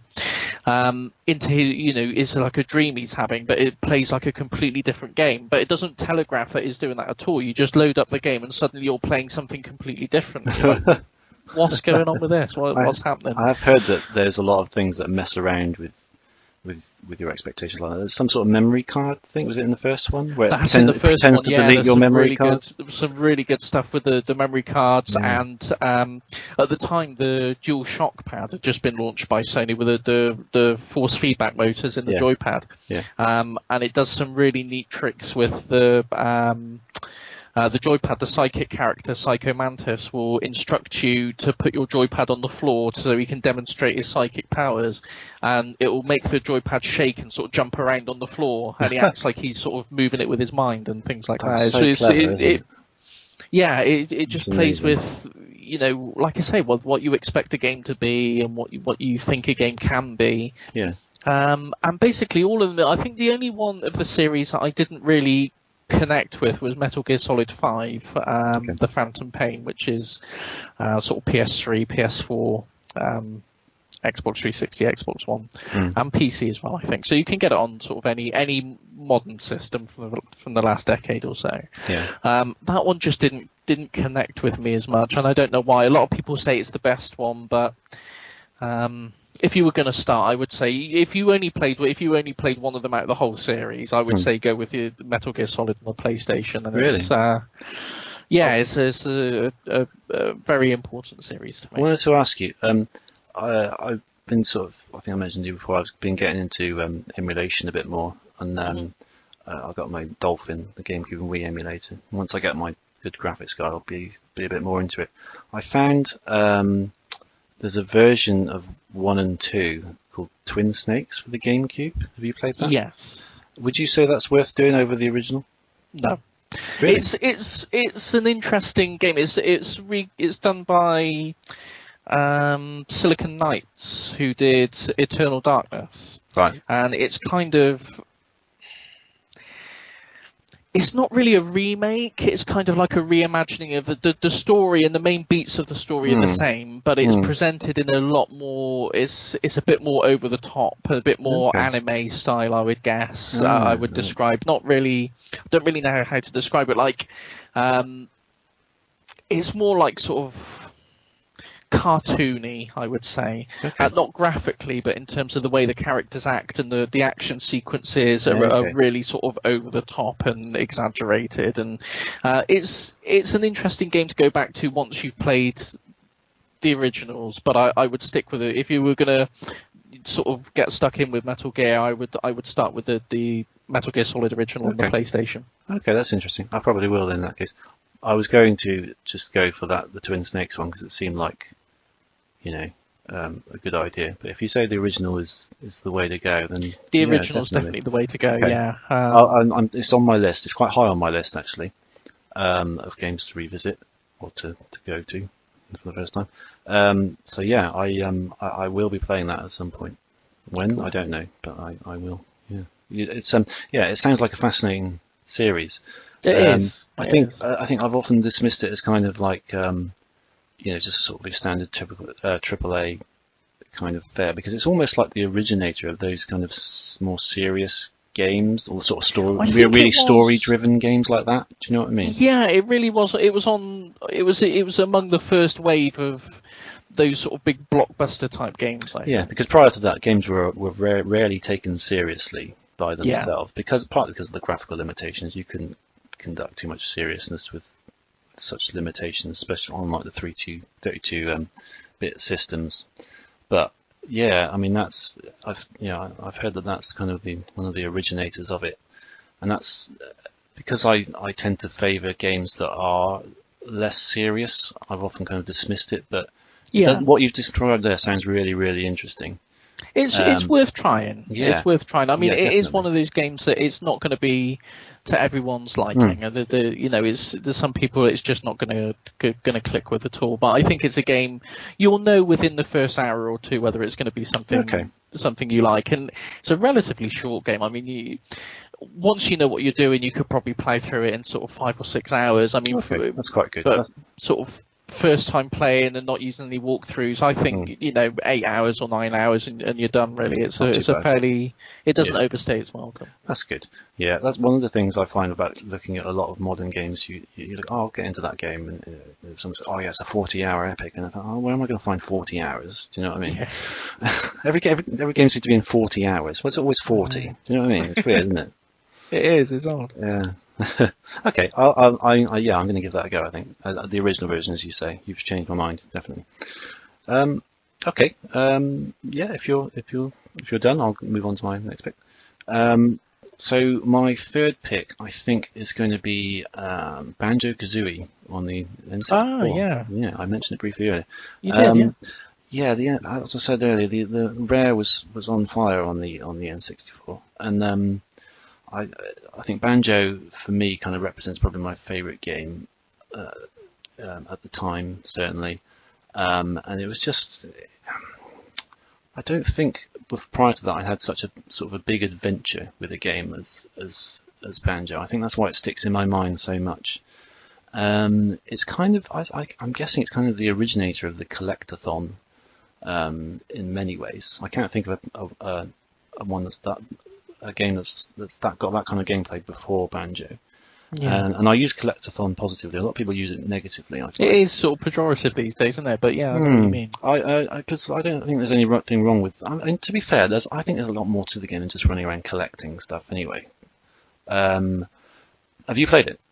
I have, yeah. You have? Okay. I've never played it to completion, but I've put a few hours into it. Okay, I've completed it. I know, I say that. I didn't complete it the first time on the N64, but I think I completed it when it was re-released on the 360. But I got almost all the jigsaw pieces in both occasions. I don't think I've ever got all 100 of them. Anyway, it's you play as a bear called Banjo with a bird called Kazooie on his back in the backpack. Your sister has been kidnapped by the evil witch Gruntilda for her amazing beauty, apparently, and Gruntilda's rather an ugly person. She's rather jealous of it, so she steals your sister. And what follows is an adventure through Gruntilda's lair, which sort of acts as the overworld for the game, and it's made up of various kind of tunnels and rooms that lead into larger worlds, the levels of the game. And I think there's 9 worlds, and in the 9 worlds you collect 10 jigsaw pieces in each world, and they're very open. They're not linear levels at all. You go in there, you'll see, and you earn the jigsaw piece by doing various challenges. So you'll see a challenge over there, a challenge over there, and it's kind of openness that I really like. That sort of, as I kind of mentioned earlier with Zelda, you can kind of do anything you want at any one time. There's so much choice. I think that's what I really liked at the time. So, and I love the variety of the challenges. Like one of them will be like a traditional kind of platform affair. Another one might be a little race with a character. Another one might be kind of a matching sequence thing. So you've got like I think there was at one point there was a big hand playing like a keyboard, and you had to match the keys and stuff like that. And it's all kinds of things like that just lends so much variety to the gameplay. It's great colours, great characters, great music. It doesn't take itself seriously like a lot of Rare games. I think I really like that about Rare at that time, particularly because you can tell that they had fun making them. Do you know what I mean? Yeah. Same with like things like in GoldenEye, you can see like the faces of the guards are clearly like the developers like pulling funny faces, and the voiceovers in a lot of these games are kind of like doing silly voices and stuff like that. And just like the humor in Banjo is great. You can tell they had fun writing those lines. It's just like a really kind of warm, great kind of adventure. I did prefer it to Mario 64 at the time. That's what it was compared to. And to be fair, it did have Mario 64 invented so much to do with the 3D platformer, and all they had to do was take that and improve on it. So they had a bit of an advantage there. But I never played it at the time. I only played it recently. The Rare Replay collection. Okay. Yeah. On the Xbox One, I played it as part of that, and I can see it. Because at the time I didn't have an N64, I only had the PlayStation, and there weren't many people who had sort of both consoles available. I don't think, so I missed out on lots of good titles on the N64. But I think it's one of those games I would have really loved to play at the time. I really would have got a lot out of it. Yeah, it is a really good game. There's an immediate sequel, Banjo Tooie, which I haven't. I played the demo because that was also re-released on Xbox Live Arcade, and I played the demo of that, but I never got any further. And there's Banjo-Kazooie Nuts and Bolts on the 360, which is it's kind of it's a vehicular creator, which is an interesting idea, but it's nothing to do with Banjo really, and I didn't really get on with it.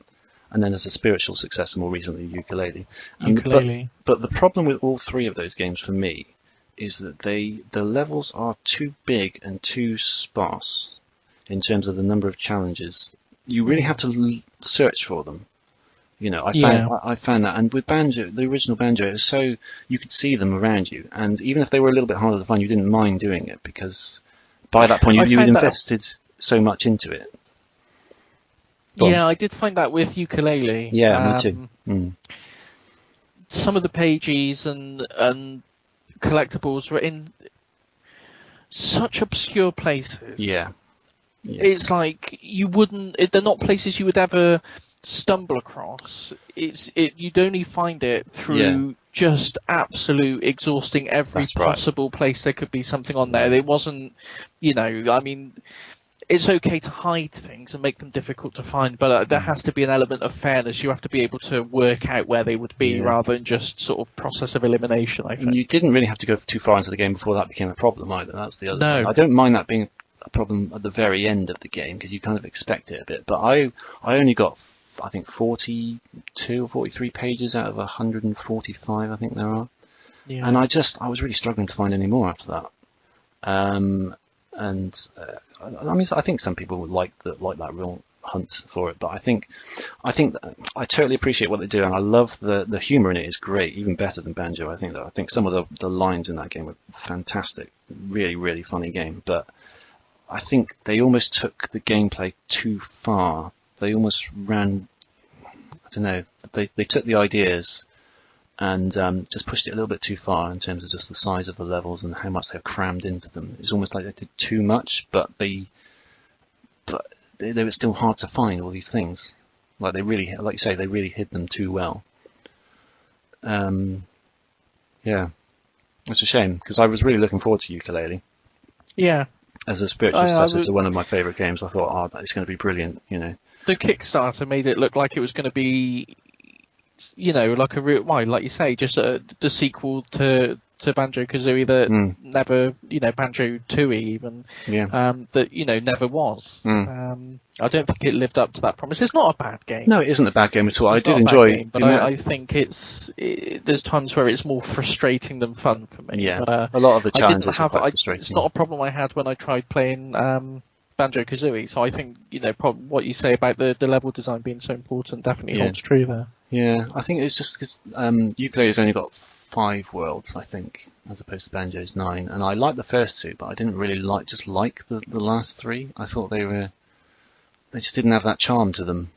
I didn't warm to them. It was like a dirty, horrible swamp, like a casino, and like a weird kind of spacey pirate world. And for some reason, I didn't like him as much as the first couple of worlds. And I think that was a factor as well. Just didn't have as much charm, the levels. Whereas I really like all the levels in Banjo. Did you back the Kickstarter, or did you buy it when it came out? No, I didn't. I don't think I did. I didn't. I think it was going so successfully that I didn't. I didn't really bother. But I pre-ordered it. I got it. And I did it. Yeah, like I say, I did enjoy it. I put a fair few hours into it. I think about 13 hours or something. And I did enjoy it. But yeah, it's a shame. But yeah, I mean, I think Banjo, I'll probably give it another play at some point. I'll have to play through it twice, and yeah, I think it's a really good game. Yeah, good choice. Okay, well, we're on choice number 3, aren't we? Yeah. I don't know if there's going to be a lot I'm going to be able to say about my third choice, because it's not a franchise that's particularly deep. But I would say my third choice is going to be Outrun. Good shot. Yeah. Okay. Brilliant. Yeah. I'm a big fan of Outrun 2, definitely. Yeah. It's just a franchise that I keep coming back to, and it's like you were saying, how you can play Sonic and you can pick it up anytime and not even really concentrate on it. It's just kind of muscle memory. Yeah. The Outrun series is like that with me, particularly Outrun 2 or Outrun 2006, which was the sort of a collection of all the different modes from Outrun 2 and Outrun 2 SP, all sort of that's the version into one. That's the version I have, and it's I think it's my favourite PS2 game, definitely. Yeah, it's just so fun. It is brilliant. It really is, and it's kind of like a perfect sequel. It takes I never played Outrun in the arcade at the time, but I did have the Mega Drive version. Okay. And you know, the Mega Drive version is great. I mean, there's no two ways about it. It's just a really good arcade racer. But Outrun 2, even with all the years separating it, it still feels like a natural evolution of Outrun. They haven't changed too much. You know, they've just took the same formula and just tweaked it a bit and given it a bit of a modern spit and polish. Yeah. And just added just enough new modes to, you know, add a bit of new content to it. But it feels like the same game. And I remember reading, I can't remember whether it was an online article or comment that someone wrote or if it was in a magazine, where they said Outrun 2 and Outrun in general wasn't about feeling realistic or having the best handling in the world. It was about the feeling of racing. Yes. And I think that sums it up perfectly. It's not... You've got your Gran Turismo games and like Ridge Racer as well is the more arcadey side of things, but I don't think any of them capture really how you imagine racing, you know, street racing would actually feel better than Outrun. You really get that sense of speed and just the atmosphere and ambience of the game. It just feels like racing to me. Yeah. Yeah. And yeah, I just think it's a fantastic series. There's a few spin-offs that, they've been developed by different studios. There's like Outrun 2019. Yeah, a couple of weird ones. There's a few. Yeah, there's a few sort of odd ones on the Mega Drive. But the core series, you just can't go wrong with. And I really, really hope that, it hasn't been consigned to the mists of time, and that we will get an Outrun 3 or some kind of new entry to the series, because it's just a really special game. Even just sort of re-releasing Outrun 2, and just updating it a bit would be brilliant, because I think it's kind of, it is what it is. That if they did an Outrun 3, how different would it be? Do you know what I mean? Yeah. Because it's kind of perfect as it is, really, isn't it? It is. There isn't much I would change about it. No. It's like, I hesitate to use the word perfect, but I think Sonic 1 and Sonic 2 and probably Sonic 3 as well, those games to me are as close to perfect as you're going to get. Even if I was being really nitpicky and was looking for problems, I struggle to find much that I would change with those games. Yeah, I agree. And that's kind of how I feel about Outrun. Even if I wanted to be really pedantic and pick up on the smallest things, I'd struggle to find much that I could say is actually wrong with the game. It's as close to a perfect game as I think I've played. Yeah, I love a racing game that really kind of gives the single player a lot to do, because that Outrun 2006 in particular, it's got so many different modes and stuff in it, hasn't it? It's got loads of different challenges. And the heart attack mode. Yeah, and there's just so much different stuff to do in it, and so many different options and stuff, and it's a really good game. It just screams fun. I love a good racing game, because they are just nice, simple, pick up and play, just fun. You don't have to. They're not complicated. It feels like a Sega game. It does, yeah. And I struggle to quantify what I mean by that, but I think. If you play a lot of Sega games, you'll kind of know what I mean. When you pick up and play it feels like a classic Sega game. It does. It really does. It's kind of the aesthetic as well. It's the blue skies. It's the sort of quite sort of idealized kind of almost like like American kind of world in a way. It's I don't know. It's definitely part of the aesthetic that it's very Sega, isn't it? And it's the music, it's the music. So upbeat and so, kind of enjoyable. Yeah, totally. It's a great choice. We talked about it briefly on the pilot episode we recorded about Outrun Online Arcade, which was a re-release they did for the 360 and PS3. It was a kind of like a slimmed down version of 2006. It didn't have quite as much depth to it as 2006, but it was the core Outrun game, but with online play, and you could race against other people online. And I can't remember how many people you could have in one session. It might have been sort of 6 or 8 people. And all raced together to the checkpoints, and whoever got to the checkpoint first determined which route was going to be taken, and things like that. It's just it was a really, really fantastic version of the game.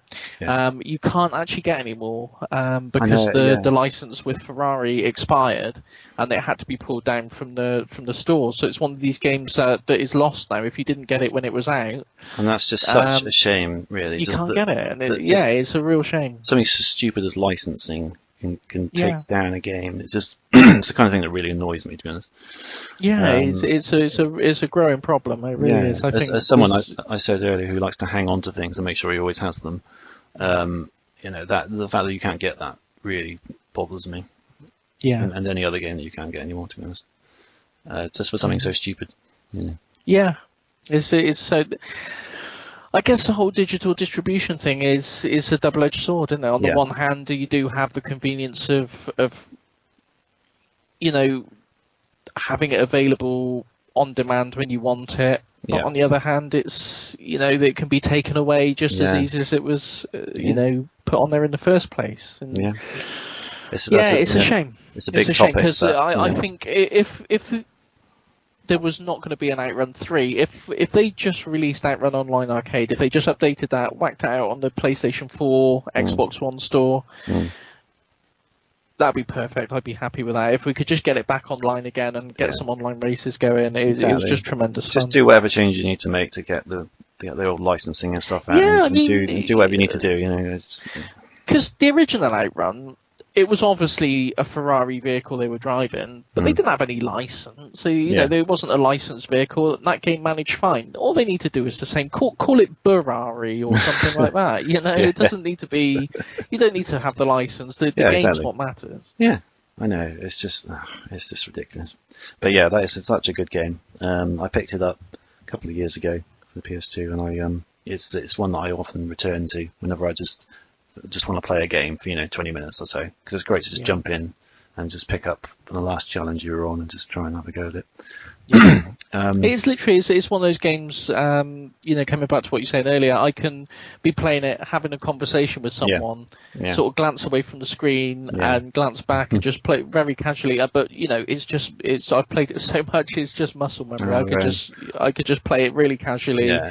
And I just find myself going back to it. Sometimes I just feel like playing a game, but I can't decide what to play. I don't want to get into like a big long game, and I can always go back to Outrun. I often do just to kill sort of 20 minutes or one of those games. Once you've played, if you've spent the evening like an hour or so playing a big game, and you don't want to go to bed yet, and you want to wind down with a little game that you know well. It's like a comfortable pair of slippers and a cup of tea. It's like a game that you just want to kill 10 minutes with. Yeah, it's one of those, isn't it? Definitely. Yeah, definitely.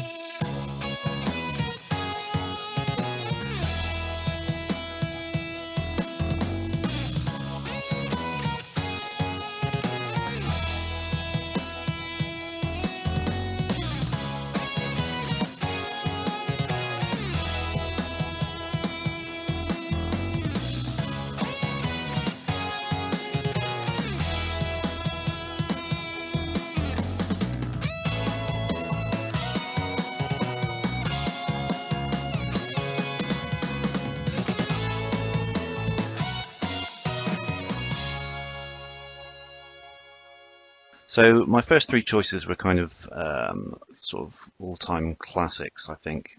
And I was thinking, what else could I have? And there's a lot of games that from my past and more recently that I would put on sort of level pegging. Yeah. So I'm going to pick two more that I've got into recently. Both are kind of older games, but I've got into them more recently. I find myself quite enjoying them, so I'm going to go for those just because I've got more recent memory of them, I think. Okay. So the first one, my fourth pick, is going to be Metroid Prime. Have you played this? No, I have not. No, okay. I've not played. I've only played the original Metroid actually on Have you? The NES Classic Edition. Oh, okay. That was the first time I played. Yeah, it's a good series. I've only played Metroid Prime. I played about less than half of Metroid Prime 2 and a bit of Super Metroid. Metroid Prime was my first experience with the series. If you're going to put it in a box, you would call it a first-person shooter, I suppose. Yeah. But it's kind of Nintendo does a first-person shooter, so there's a lot more to it. And normally I'm not that drawn to first-person shooters. I think because I do tend to find them a little bit tedious, and B, because I'm not very good at them, to be honest.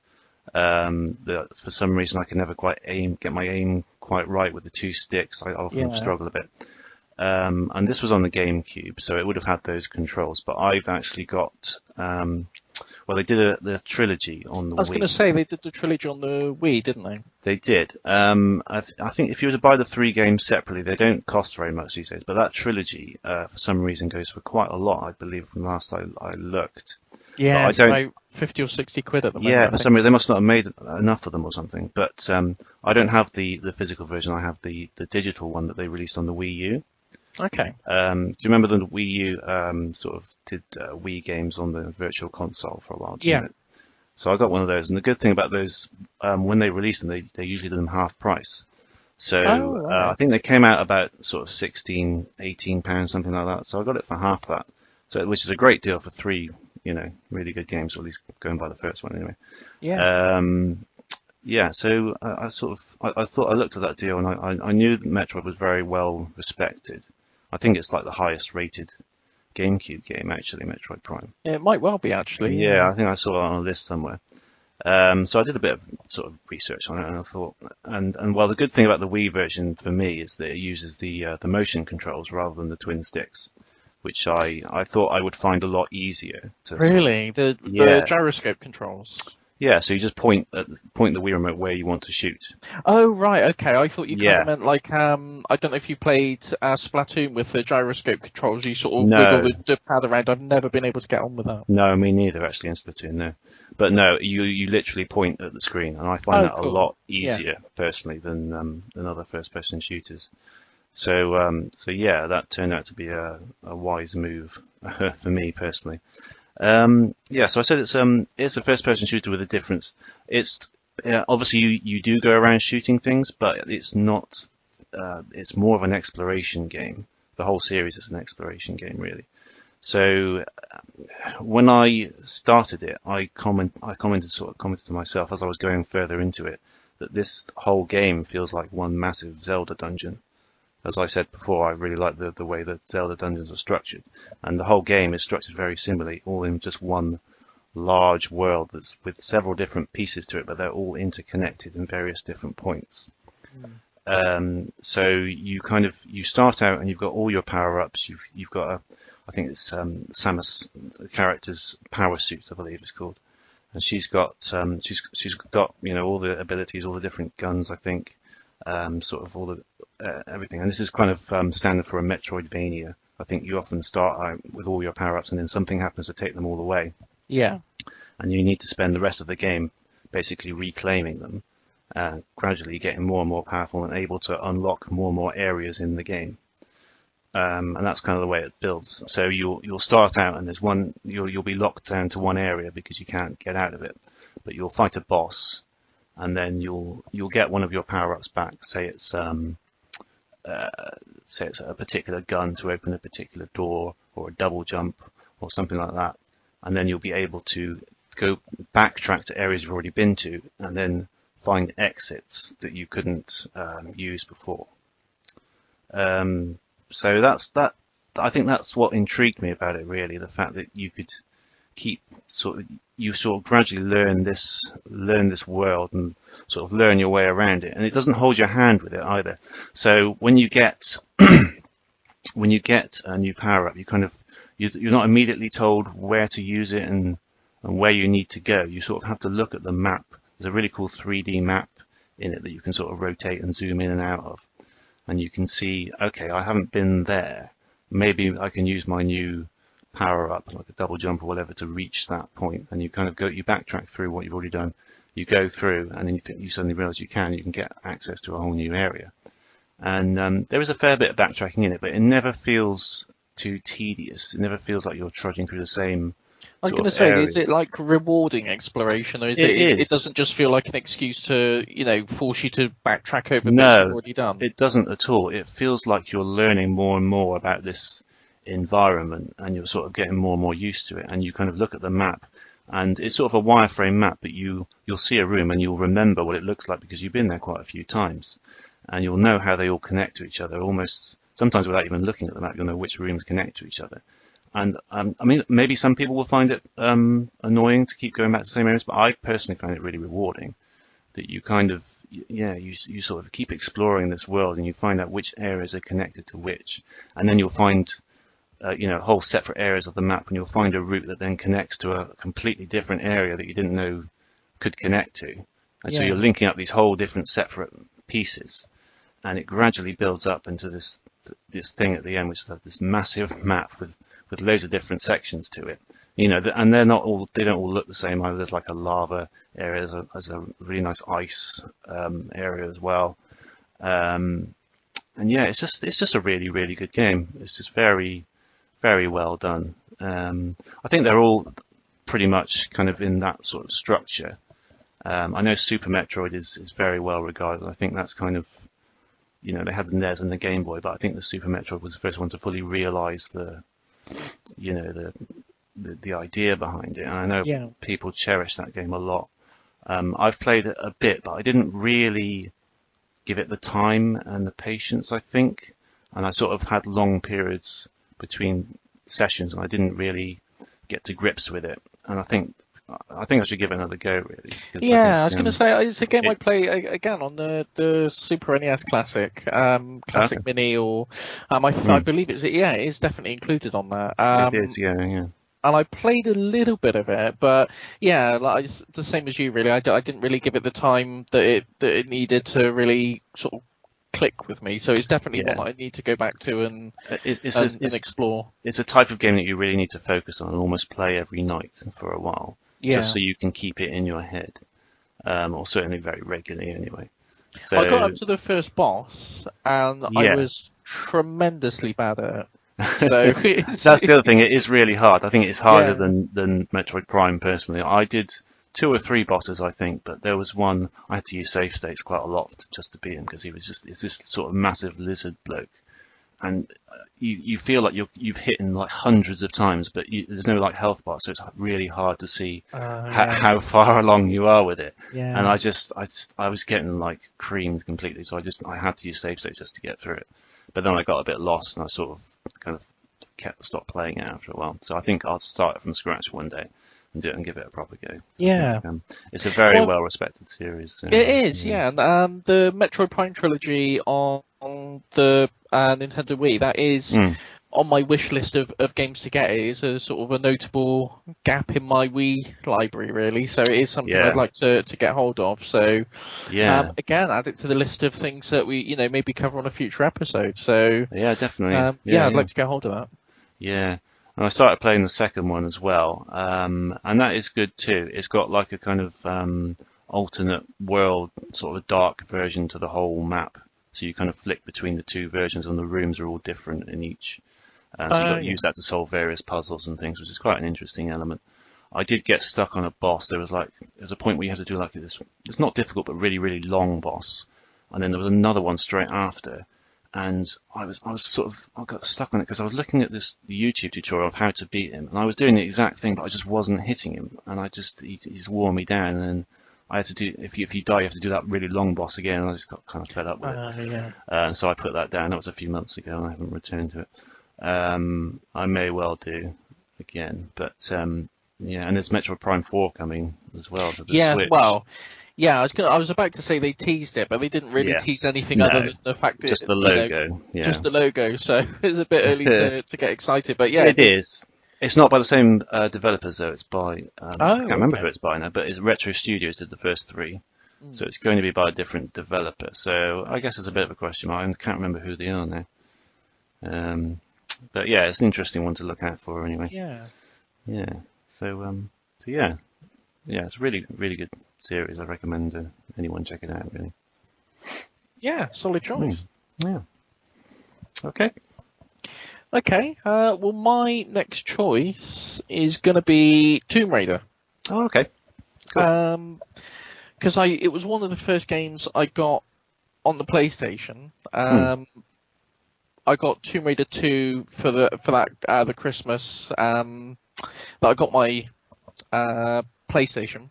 And I got Tomb Raider at the same time. I got the original Tomb Raider at the same time with some, I think some money my sister gave me for Christmas. So I ended up getting the 2 Tomb Raider games, and it was one of the first proper 3D games that I'd played, really. Yeah. I mean, I'd played other 3D games, sort of rudimentary 3D games as they appeared on sort of the Super Nintendo and the Mega Drive. You had that, like the versions of Doom and things like that. So it's not like my first exposure to 3D, but I think it was one of the first real game changers for me. When I played it, it was like really a new idea of what games could be. This sort of go anywhere, do anything, exploration type game. Sort of alongside Mario 64 is one of the first ones to sort of explore 3D space in like a third-person perspective, wasn't it? Yeah. And you had looking back on it now, it does seem the engine seems quite limited now by today's standards. But I mean, at the time, it just seemed so expansive. You had these deep underwater caverns. You had so you could swim around in full 360 degree motion underwater, and climb up these massive sort of monuments, and you could look down over the rest of the map, and you could see the draw distance was really quite spectacular for the PlayStation at the time. Yeah. I mean, it's just like a really graphically amazing game, but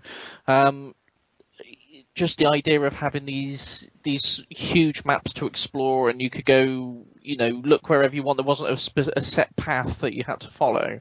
I thought was really, it's really revolutionary, and I've always, it's a bit like Sonic. There's been some stinkers along the way. Not all the Tomb Raider games are worth playing, to be perfectly honest. The PlayStation 2 release, Angel of Darkness, is best avoided. It's just not very good at all. But and some of the later releases on the towards the end of the original PlayStation's life, they started to get a little bit samey. But on the whole, I mean, the original trilogy, the Tomb Raider 1, 2, and 3, you can't really go wrong with them. They're just really tough, but really entertaining exploration games. Yeah. The voice acting's a bit ropey on them. I mean, video games have a reputation for, not having always the necessarily the best voice acting. Well, especially at that time period. I mean, that was kind of, that we started to get, games on CDs, so they had more space to do voice acting, but they didn't get the voice actors, really. Yeah. So, that was part of the course, really, wasn't it, at that time? Yeah, but the thing is, I mean, there's some cases, I mean, if you've never played it, and, if anyone listening to this hasn't actually played it, it might be something to look up on YouTube, some of the cutscenes, and see what you think of it, because there's bits where the voice acting isn't necessarily bad. It's just, it doesn't make sense what they're saying. Like, the end of the first level of Tomb Raider 2, Lara approaches these great big sort of locked doors that enter this, she needs to get in to explore some treasure or something or another. Yeah. And this gangster ambushes her and stops her, and he shoots this machine gun at her, and she dodges out the way. And she says to him, let me remember exactly what she says now. Oh. She says something to him like, why were you shooting at me, or something like that. And he responds, "There's a Tommy gun on my keyring." I don't know what that means. I don't know what it means. It doesn't make any sense. It almost sounds like there's some sort of secret code you're supposed to work out. Yeah. And the game is full of stuff like that. There's these cutscenes. Really? And you're like, well, what did they say? That doesn't make sense. You would almost say it's a mistranslation, but it was a British. It's a British game, yeah, exactly. Yeah, it is almost like like it's been directly translated from Japanese or something, and you do get games where it's been translated from Japanese to English by someone who appears to speak neither. Yes. And there are games like that. But when it's a British game from British developers, I just don't understand it. I'd recommend. I don't obviously recommend playing it, but if you don't fancy playing it, just look up some of the cutscenes, and some of them are I just don't know what they're saying, and it just doesn't make any sense at all. But it doesn't put me off the game. It sort of adds to the charm of it, if anything. Yeah. But I think now we can sort of look back on those things as being quite charming. Yeah. At this point, can't we? Yeah, definitely. I mean, I think. I mean, you look back, even like the notoriously bad acted games, say Resident Evil, for example, is really notorious for the atrocious voice acting. It is part of the charm of the game. Yeah, it wouldn't. If it was all impeccably acted, I think it would actually lose some of its appeal, to be honest. Yeah, I think so. I mean, it almost goes. I mean, especially if you look at it now, it almost goes along with the sort of the very early 3D visuals. It's kind of, it fits with them. Do you know what I mean? It's in that sort of primitive way. It's got sort of primitive voice acting and primitive graphics. Yeah, it's a little bit janky, but it gets the job done. Yeah, absolutely. Yeah. So I'm going to stick with for Tomb Raider for my fourth choice. Okay. Have you played any of the recent reboots? I played the first reboot for a bit. I I kind of liked it. I'm not generally I don't play many AAA games, and at that point I hadn't played any for a while, so it was quite sort of impressive graphically and kind of I don't know what you could do in it, I suppose. So that kind of brought me in a bit. I put a good 2 or 3 hours into it maybe, but I think I ended up finding it a little bit tedious. Yeah. But I think maybe I think it's just mainly the shooting, really, wasn't it? Primarily. Yeah. I think there were like little tombs that you could explore, but they were almost sort of optional. Is that right? Yeah, very much so. Yeah, and that's a shame, really. Yeah, it is. I think that's a pattern that the original games fell into as well. I mean, the first game, there was shooting in the first game, but it was primarily, exploration and exploring these abandoned tombs and these ancient cities and things like that. And as the series progressed, it moved away from the actual tomb raiding and more into sort of an action oriented shooting and gunplay, and that's quite divisive amongst sort of fans of the series, whether that's a good or a bad thing. But there is an argument to be made that there does need to be a heavier emphasis on exploration rather than gunplay. But I think that's the kind of gameplay I would lean more towards, sort of the exploration and puzzle solving. I mean, previous to that, I had a demo of the original Tomb Raider on the Saturn, which I did quite enjoy quite a lot. And I do remember playing it a fair bit. I used to get like killed by like bears and stuff all the time. Yeah. I don't think I could quite get the hang of the controls at the time, but I did quite enjoy it. I do remember going back to it quite a few times. Yeah. The only other one I played is one on the 360. I think it's quite an early 360 game. I can't remember what it was called. Yeah. There was a few good ones on the 360. It was alright. I played it for a fair while actually. I think I just I don't know, started playing something else. I think at that time I didn't really stick with games quite a lot. I sort of played them for a bit, and then not that they were particularly bad, because I think I did quite enjoy it, but I just sort of started playing something else, I think. Yeah. But that was quite. I think that had a fair bit of puzzle solving actually. Yeah, they did start to introduce it again. I mean, it's been in the hands of a few developers over the years. Yes, it has. I think they all have their different stances on what it should be. They have their different interpretations of Lara as a character and what an ideal Tomb Raider game is. So, depending on where you dip into the series, I think you're going to get a slightly different experience. But on the whole, it's a series that means a lot to me personally. So I'm looking forward to see where it goes in future. And if anyone hasn't played it, it's something I would definitely recommend. Start at the beginning and see how you go from there. Yeah. So they did the first reboot. It was just called Tomb Raider. And then they did Rise of the Tomb Raider. Is that right? Second one? Yeah. I mean, they did the original series was developed by Core Design, and they did Tomb Raider 1, 2, 3, 4, and Chronicles, which was Tomb Raider 5. And then they did Angel of Darkness, which was meant to be, the revolutionary next generation PS2 version of Tomb Raider.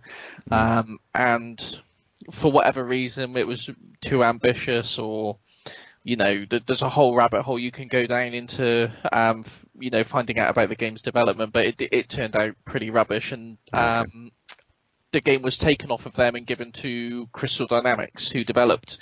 They did a kind of, I guess you'd call it a soft reboot. It wasn't officially I don't think they marketed it as a reboot, but they changed the origin story of Lara, and they went back and redid the original game in like a new style.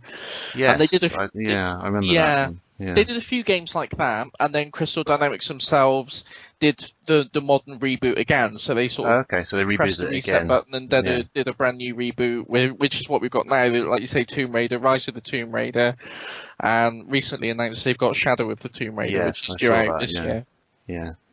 So I think that's the third one is the last one in this trilogy, and that should bring it up to.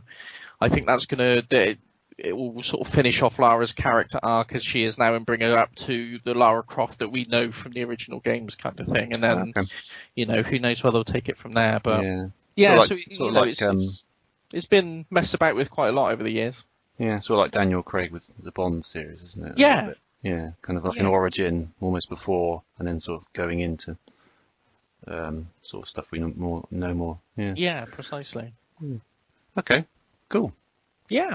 All right. So my final pick is going to be one that I didn't think I'd go all the way through, but I did, and that's Final Fantasy VII. Yes. And we've talked about this before. Yeah, so this was my first sort of proper big grown-up RPG, I think. Previously, I'd played things like Pokemon Yellow and Sonic Chronicles, but this was I've never played Sonic Chronicles. That's by BioWare. It was by BioWare. It's all right, actually. I'd recommend giving it a go. It wasn't bad. Yeah. But again, a bit like Pokemon, it's sort of a little bit more simplified kind of thing. But this, but yeah, with the Final Fantasy VII, you've got all the stats and stuff, so it doesn't really have that. But anyway, yeah, I think I didn't play it at the time. I played it 2 or 3 years ago via emulation, and I kind of started it up, because I knew it was obviously very, very popular. And I thought I'll give it a go. I'll see how far I get. I didn't think I'd really get very far with it. I just want to see what it was like. And I think it was mainly the story and the characters that well, it didn't keep me going because I liked a lot of other aspects as well. That's not fair to say, but it drew me in, I think. Yeah. There's something about the dialogue in the game that seemed very real to me. Do you know what I mean? It was. Yeah, I do. Yeah. Compared to games of the time, and even a lot of games now, a lot of game dialogue is quite sort of obvious and kind of a bit cheesy, and kind of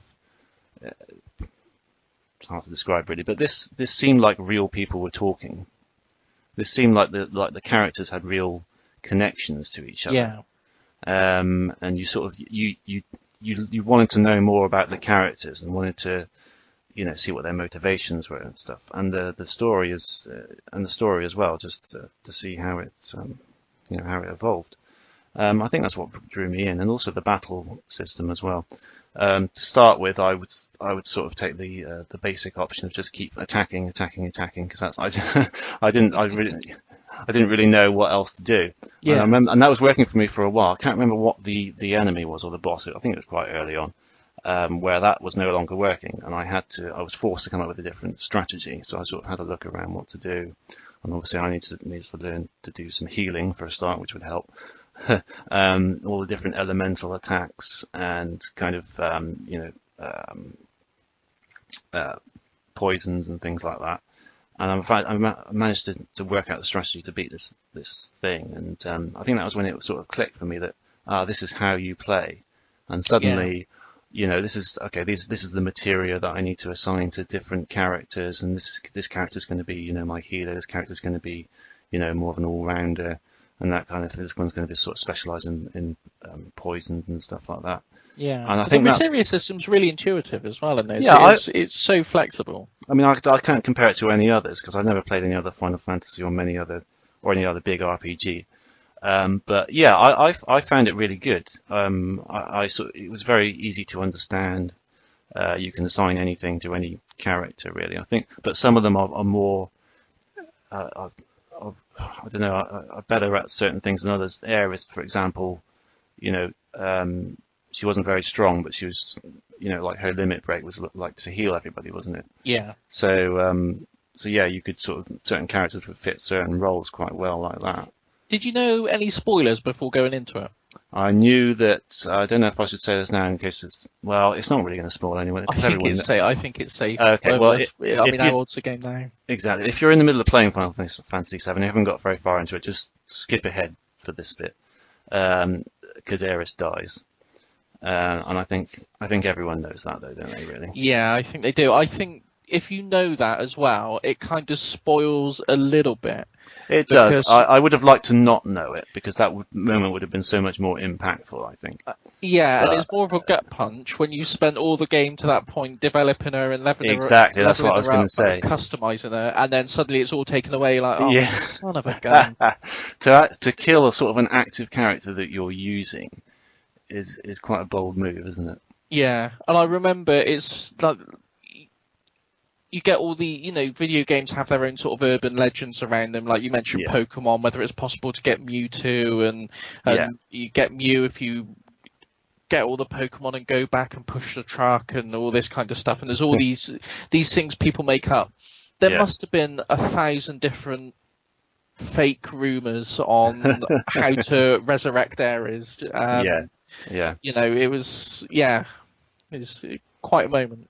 It was still quite impactful, and the way her theme song still plays into the following battle. Do you remember that? I know, I do. Yeah, that was very kind of touching because the music is amazing in the game. It is fantastic. The composer, Nobuo Uematsu. Yeah, his work is just amazing. He's so humble as well. He doesn't think his work is any good.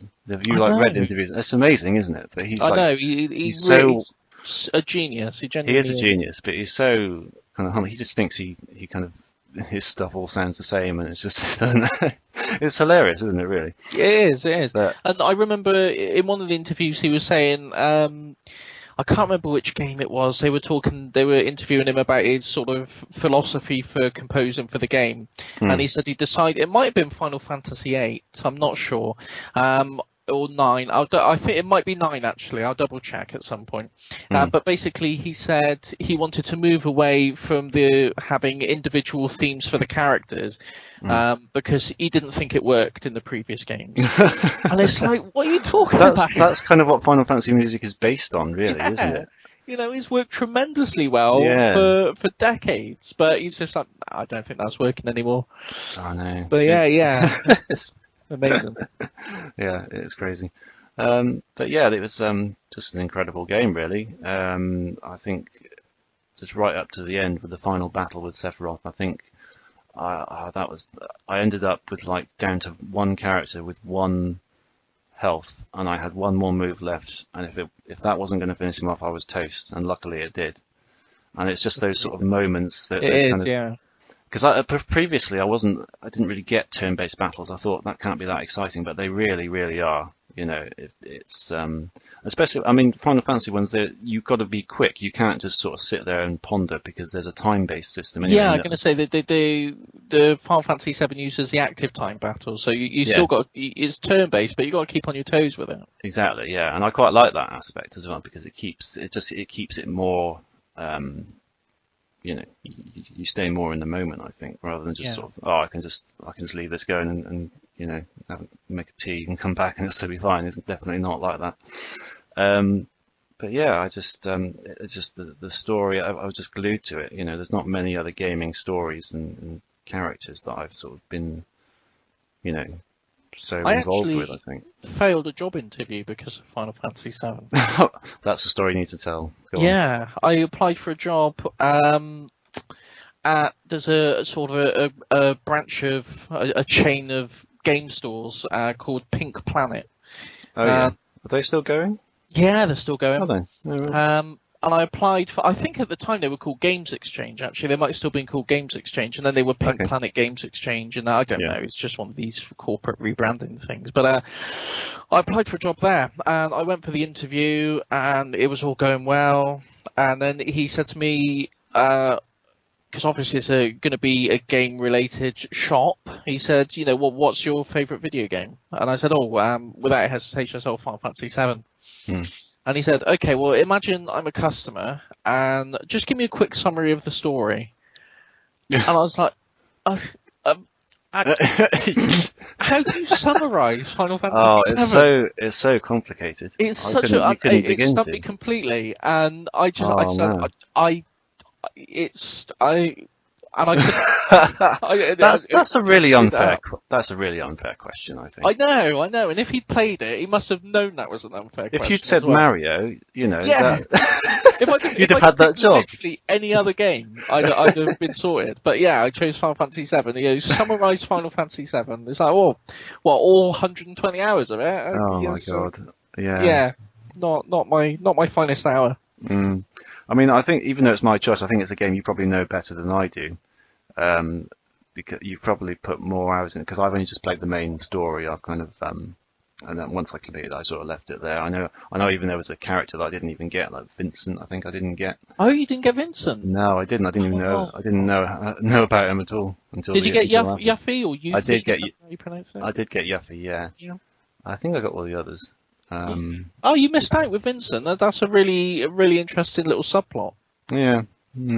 It's not a game you can go back to quickly, I think, because it's you need to leave a bit of a gap between playthrough. Oh, definitely. But, yeah. You know, one day you should definitely go back and do the Vincent subquests. I think I probably will. Yeah. He's a really fun character to play with in battles as well. Yeah. What do you think about the remake that's been coming for a while now? You don't think it'll happen? We haven't seen anything of it really. Well, we saw a bit of it, I think, but that was a while ago, wasn't it? They've changed all the battle system though. They've done. I mean, you mentioned you haven't played any of the other Final Fantasies other than 7. Yeah. They kind of changed the battle system. All the battle systems they've got subtle differences. It's sometimes subtle differences, sometimes more noticeable differences between all the entries in the series. But the last sort of quote-unquote traditional Final Fantasy game was probably 10. After that, Final Fantasy 11 was an massively multiplayer online thing. Final Fantasy 12, it wasn't turn-based battles anymore. And same with Final Fantasy 13 and same with Final Fantasy 15. So they've sort of moved away from the active time battle system now, and it's kind of a sort of a hybrid action RPG kind of thing. And I think that's what they're going to go for in, should the Final Fantasy VII remake ever get off the ground.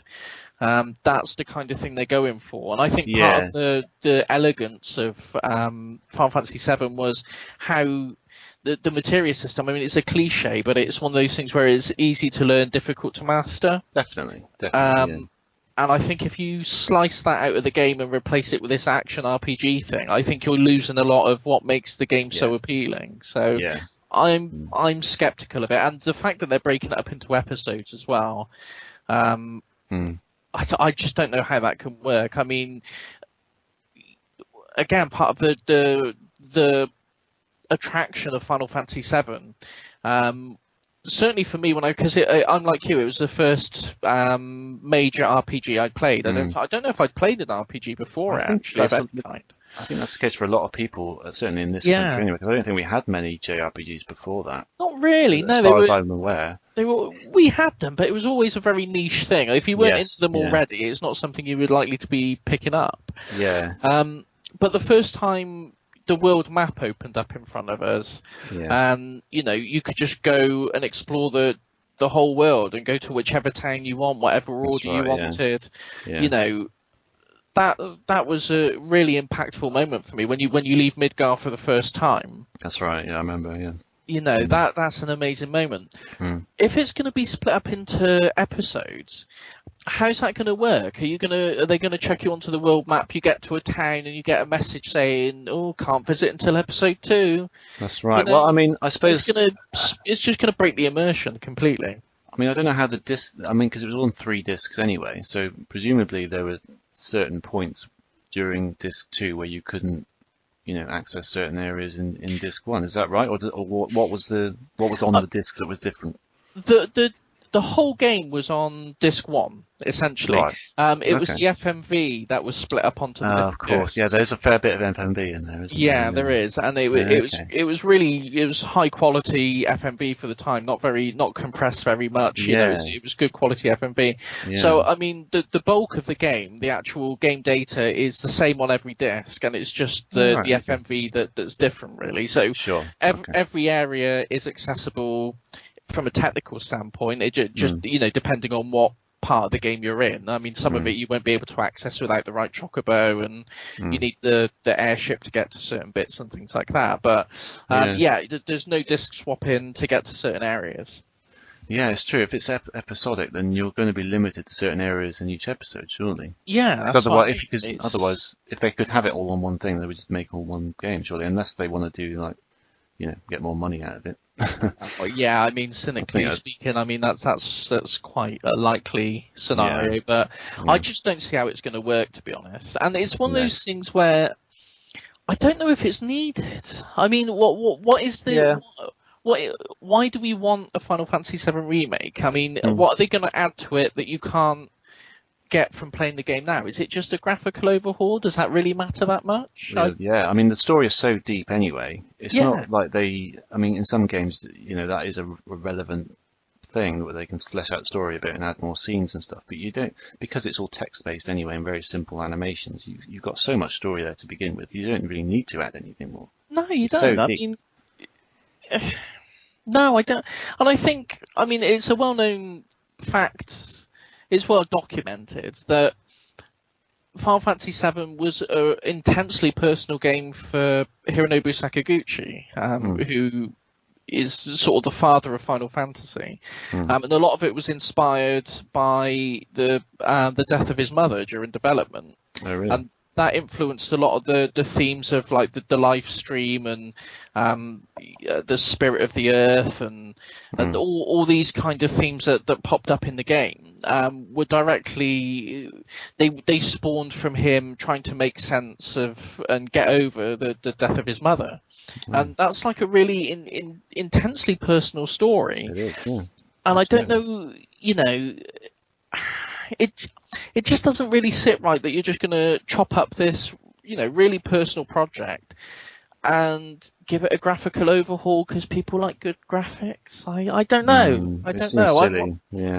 Yeah. I mean, it exists as it is as a work of art. What it is, as it is. I don't think it needs a remake. I mean, I'm not saying it might be good. It might be good, but I've got reservations about it. It's the most diplomatic way I could put it. Yeah.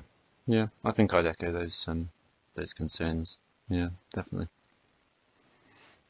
Okay. So one question I would say is, you said it's the only Final Fantasy you played. Has it not inspired you to dip into any others in the series, or is it absolutely, just like a time-based thing? Or it has. It is a time-based thing. I've just got so many different games I want to play, and they are a big sort of ask hours-wise. So I will definitely get back to. I don't know what to go for. I have already bought Final Fantasy 15 because it was quite cheap on Amazon one day, so I decided to pick it up. So I don't know when I'll get around to that. But other than that, I was thinking about maybe 8 or 9 because they're sort of, the similar sort of era.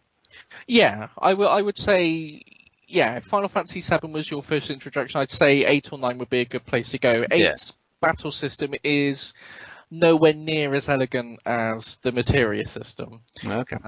They got a different system there, the GFs, I think if my memory serves, it's Guardian Force, I think they are, and junctioning, and it's not very well explained. I'd recommend watching a few YouTube videos before you dig in on it, but Final Fantasy 9 is fantastic, probably the high point of that era of games for the Final Fantasy series. I enjoyed 15 as well, but it's very different to to previous games. Yes, that's the impression I got. Yeah, I might lean towards 9 then, to be honest. Yeah, you can't go wrong with. It's another one to add to the list, but again, it's quite high on the list. So, within the next year or two, and possibly, that's all I can say. Okay, should we finish this up then? Yeah. So, my final pick for games that mean a lot to me, I'm going to go for. Again, like I've done on a few of them so far, sort of speaking in a franchise way rather than an individual particular game. I'm going to go with Wipeout. Okay. Yes, I saw you tweet recently about the VR one. Oh, it's amazing. Yeah. It's incredible. Yeah, it really is. If you haven't played Wipeout, it's kind of a futuristic racing simulation. I wouldn't say simulation, it's like an arcade racer. Yeah.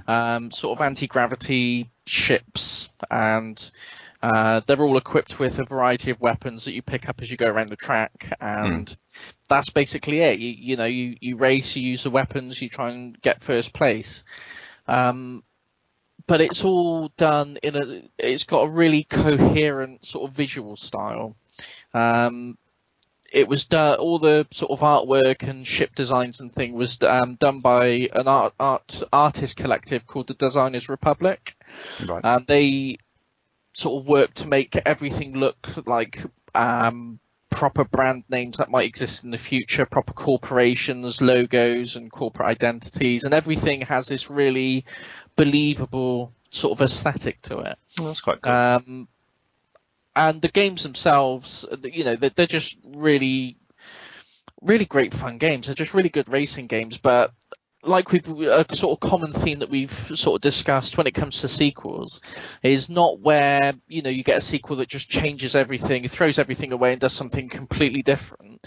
It kind of iterates just the bits that need tweaking, and it changes just enough to, so it's still the core game, but it's just got enough little tweaks and improvements to really make it stand out. And that's how, each game has done that. Each game is just a slightly little bit, tweaked from the last one, but enough to give it its own identity. Okay. And yeah, it is fantastic. And like you say, the most recent one would be the Wipeout Omega collection, which is a combination of the PS3 release and the PS Vita release, and they've sort of combined the best ships and tracks from those into sort of one game. Yeah. And they've recently put out a free update to make it compatible with the PSVR. Oh, that's quite good. Yeah. It's phenomenal. Yeah. It's just. I can imagine that would work really well in VR. Like I haven't dabbled in VR very much. I have tried it a couple of times, and it's pretty cool. But I just rocketing around like a futuristic racetrack would be, I can see that. I can see how that's the winner. Yeah. I've got sort of a funny relationship with VR in that some games I can just play for hours and hours and hours and there's no problem at all. Okay. And then other games I play for 5 minutes and I just feel sick as a pig, and I just have to lie down. And okay. But this isn't one of those. No, that's the thing. That's convenient. Yeah. God. You'd expect it would be. Like I thought it would be, yeah. There's games. There's a game, Eve Valkyrie, which is like a space combat game, right. And you're sort of spinning around and doing sort of space dogfights and dodging in between asteroids and space stations and all that kind of stuff. I can play that no problem. Wipeout with all the sort of speed and spinning around and barrel rolls, no problem.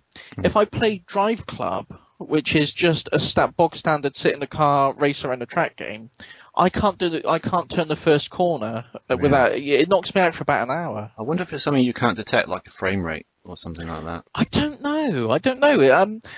I was discussing it on Reddit. I posted a couple of threads on Reddit and joined in some conversations and seeing what people thought, because it really is. There doesn't seem to be any sort of one size fits all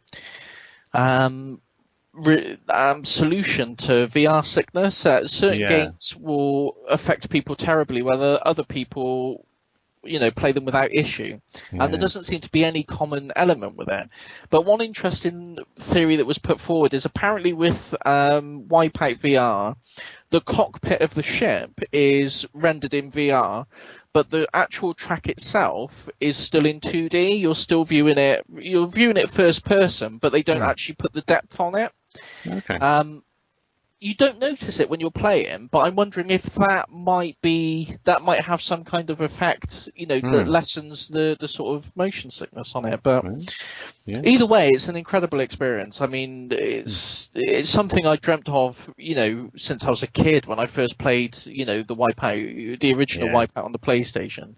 Yeah. I remember thinking how amazing it would be if one day these ships actually existed and you could actually race around in them.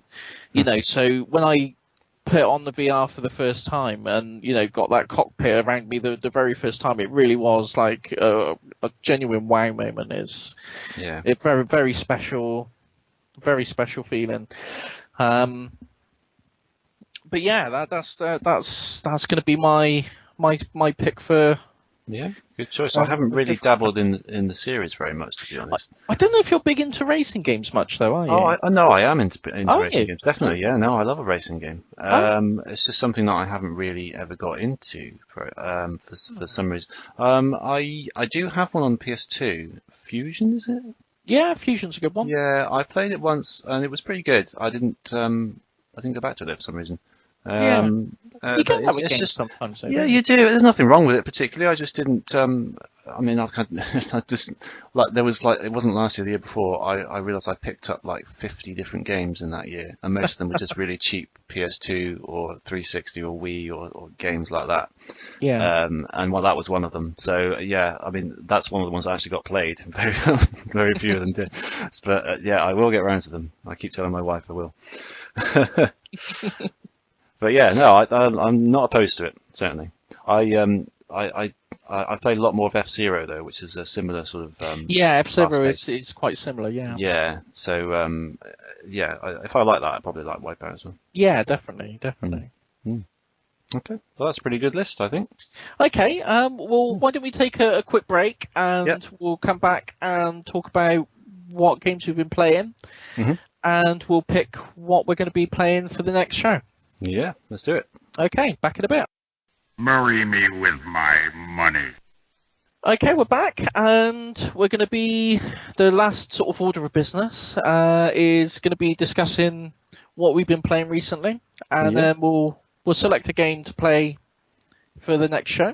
Yep, absolutely. And then we'll close the show for the very first show. Interestingly, the world's first gaming podcast as well. I don't know if you realise it is. Yeah, I'm amazed there aren't any others. I know. It's astounding. No one's thought of the idea. No one has thought of this yet. We're at the vanguard of. Well, that must mean we must get all the listeners, surely. Yeah. We've got to. I'd be surprised if we don't. Yeah. So, what have you been playing? I've on the Switch, I recently finished Golf Story. Top down. Oh, yeah, I've heard a lot about that, but I haven't played it. It's really good, yeah, and you don't have to like golf, which I don't. Yeah. But you do learn how to play golf though, which is interesting. But it's got really nice sort of RPG elements to it as well. Really nice humour. Yeah, it's just a really nice thing. So what actually is it? What's it about? If I were to ask you to give a summary, is it going to be like another Final Fantasy VII situation, or? No, it's not. It's much simpler. You you play as an aspiring golfer who sort of aims to reach the top of the golfing tree, if that's the correct term. Probably isn't. And yeah, he gets a coach who initially like hates him and doesn't want to talk to him, and then he sort of finds out a bit more about him, and there's other characters as well. And there's a girlfriend who dumps him, and then it's quite entertaining actually. The script's really good. You're sort of wandering around top down, and then rather than going into battle, you'll go into a game of golf with someone, or you'll like do a little golfing challenge, which usually involves just hitting the golf ball into a sort of a rotating yellow circle. But it's it's a good game. I'd recommend it definitely. Yeah. Okay. But I've moved on from that into Owlboy, which is yeah. I've bought it on PC. I've got it on Steam, but I haven't actually played it yet. But I've been holding off because I pre-ordered the Switch release, which is out. The package version. Yeah, the physical release. Yeah, I didn't know that was coming. I think it's the end of this month. Yeah, I didn't know that was coming out, so I'd already got the digital version. Had I known that, I probably would have held off with the package version. I don't actually own a packaged Switch game yet, annoyingly, because I got the Mario Odyssey bundle. My wife bought it for me very kindly. And I can't complain the fact that she got the download version rather than the... No, take it back. I want the boxed one. Take this back. You do get those nice red Joy-Cons though, which is quite nice. So yeah, there's I haven't actually got a packaged version yet. I've just got those 3 games really so far, but I've enjoyed all of them. And yeah, Owlboy's a really good little. It's beautiful, absolutely beautiful sprite art. Some of the best I've ever seen. It really is. And you play as a little owl boy who who can fly around freely, but he doesn't actually have any offensive moves or anything. But you can pick up characters who do that for you. So you can pick up like a gunner, and you can then control with the other thumbstick where he's sort of shooting enemies and stuff. And it's just like a little puzzle platformer, really. Some really nice. Some really nice moments in it, some stealth moments so far. I'm not too far into it. I'm maybe a couple of hours, but yeah, it's come along really nicely. Really nice little game. Very beautiful. Yeah, I'm really looking forward to it. It's going to be. I don't have much budget for games this month, so it's Owlboy, and I'm getting the Street Fighter Anniversary Collection thing that they're bringing out. So that's going to be my gaming for for the month. That's about all I can afford. But yeah, Owlboy, I'm really looking forward to getting stuck into that. So yeah, that's glad to hear that it's a good. Yeah, no, it's good. What else have I been playing? On my Raspberry Pi, I dipped into a little bit of Contra 3 on the SNES. Oh, cool. And I'm rubbish at Contra. Yeah, this is the first time I played. Well, I've been dipping in and out of it, and usually I'm a bit of a bad one for save states and these things. Yeah. So, but this one, I'm trying not to do save states at all. I'm trying to, because when I first played it, I sort of died almost immediately, and then I played it a bit more and I got a little bit further, and I thought, actually, this old school method isn't quite so bad, you know. So yeah. I sort of kept going at it, and I did a little bit more. And I just, every time I put the Pi on, I'll play a few different things, and I'll play that, and I'll see how far I get. And then once I die, I'll just go back out again. But yeah, I played it for I got to the second level, which for one thing, the other day, which is pretty good. And the second level was actually a lot easier than the first level. And I got all the way through that. I think I only died once on the second level. It was sort of a top down rather than a side scrolling thing. And then I got all the way to the third one and died. But yeah, it's sort of like become a little mission, sort of an ongoing thing. Whenever I put the Pi on, I'll put Contra 3 on for a bit and then see how far I get.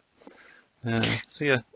Contra 3, is that the? Because I think there was one included on the SNES Mini. Is that the same one? Probably is it that one. The yeah. Alien Wars or something? Yes, that's the one. I think there's only one on the SNES, so it must be that. Yeah. Yeah. There's one on the Mega Drive as well, Hardcore. Hardcore, which I fail at even more. I can't get anywhere on that one. They changed the original Contra when it came out here. They renamed it to Probotector. That's right. I haven't played that version. I don't know how much they differ. Yeah, they're similar conceptually. I mean, it's similar. I haven't played them enough to really go into depth about what the differences are between them. But yeah, I just find it was sort of that era where they renamed lots of things over here because it was deemed too violent. Yeah, I don't know what's so aggressive about the word Contra. Is it even? What does it mean? Is it?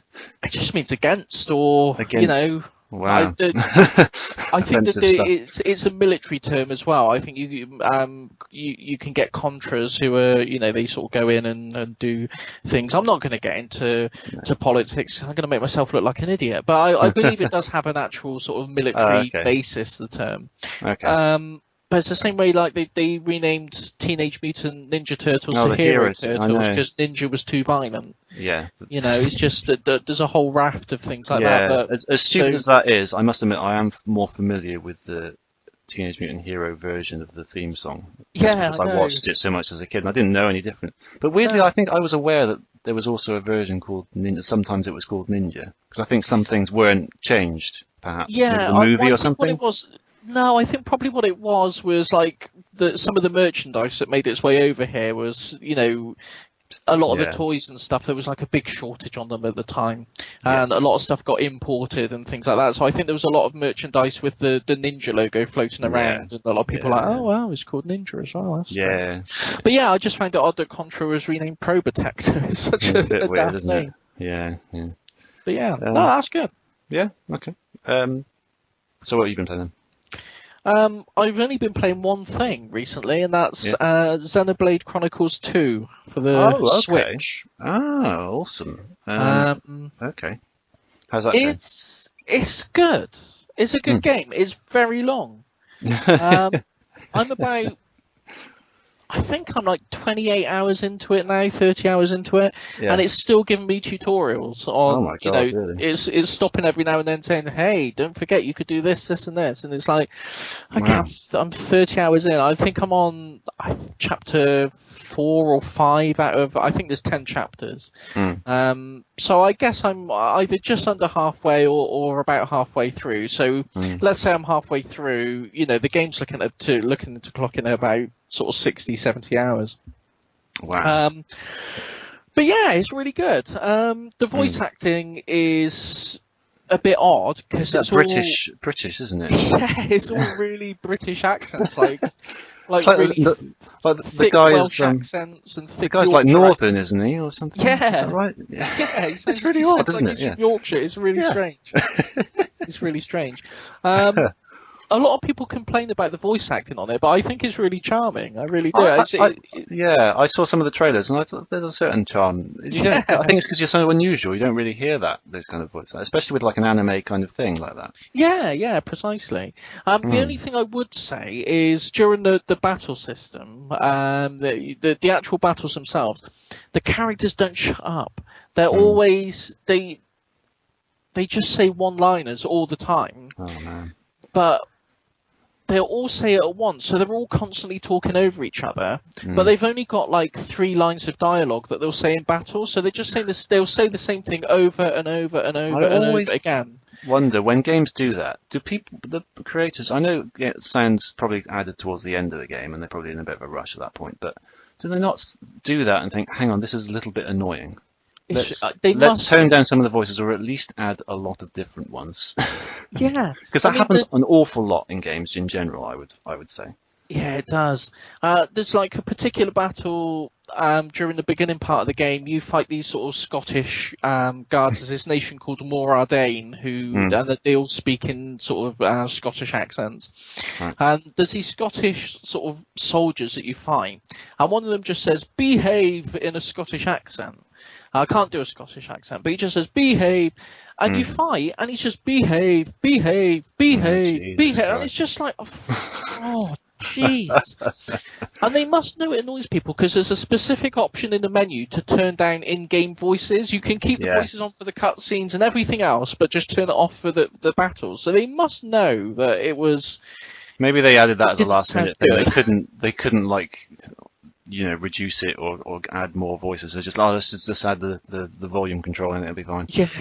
At least they've done that though. At least you can. Oh yeah. I don't know if I can play 70 hours of that, to be honest with you. But yeah, it's a really good game, and like the concept of it's really interesting. There's like all the nations of the world are built on the back of these giant creatures called Titans, and they all float around and the whole society is based around, these countries built on the Titans. And I don't want to say too much because it's one of the, it's an RPG, so you really want to discover it for yourself to get the most out of it. But it's the first Xenoblade game that I've played because I know it's quite highly regarded on the Wii.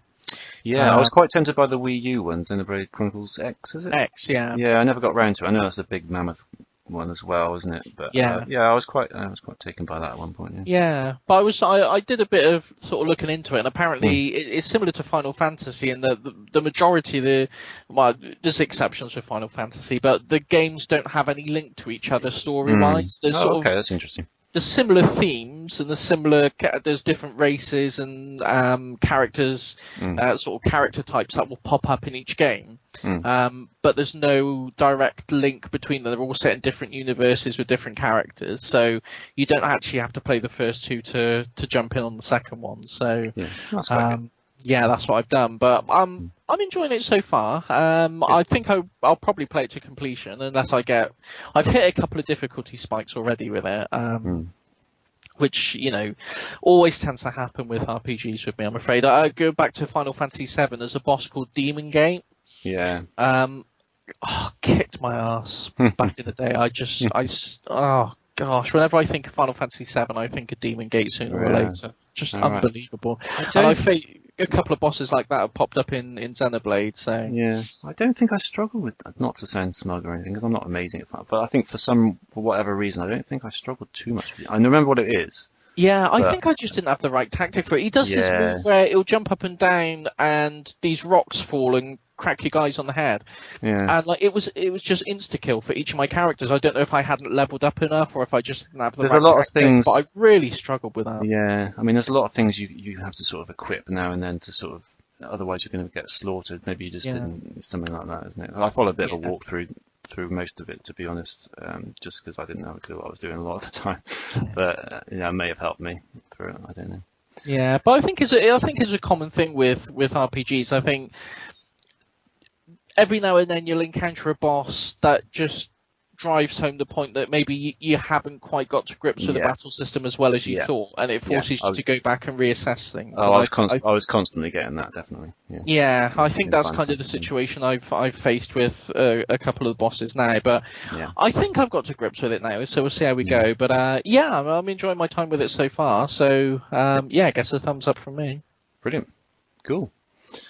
Okay, shall we go to the final segment of the podcast? Let's do it. So, what game are we playing? Well, shall we start with a Mega Drive game? I thought it might be a good place to start. Do you agree? Do you disagree? Absolutely. Okay. Do you have any thoughts, suggestions? Anything that you haven't played that you'd like to play?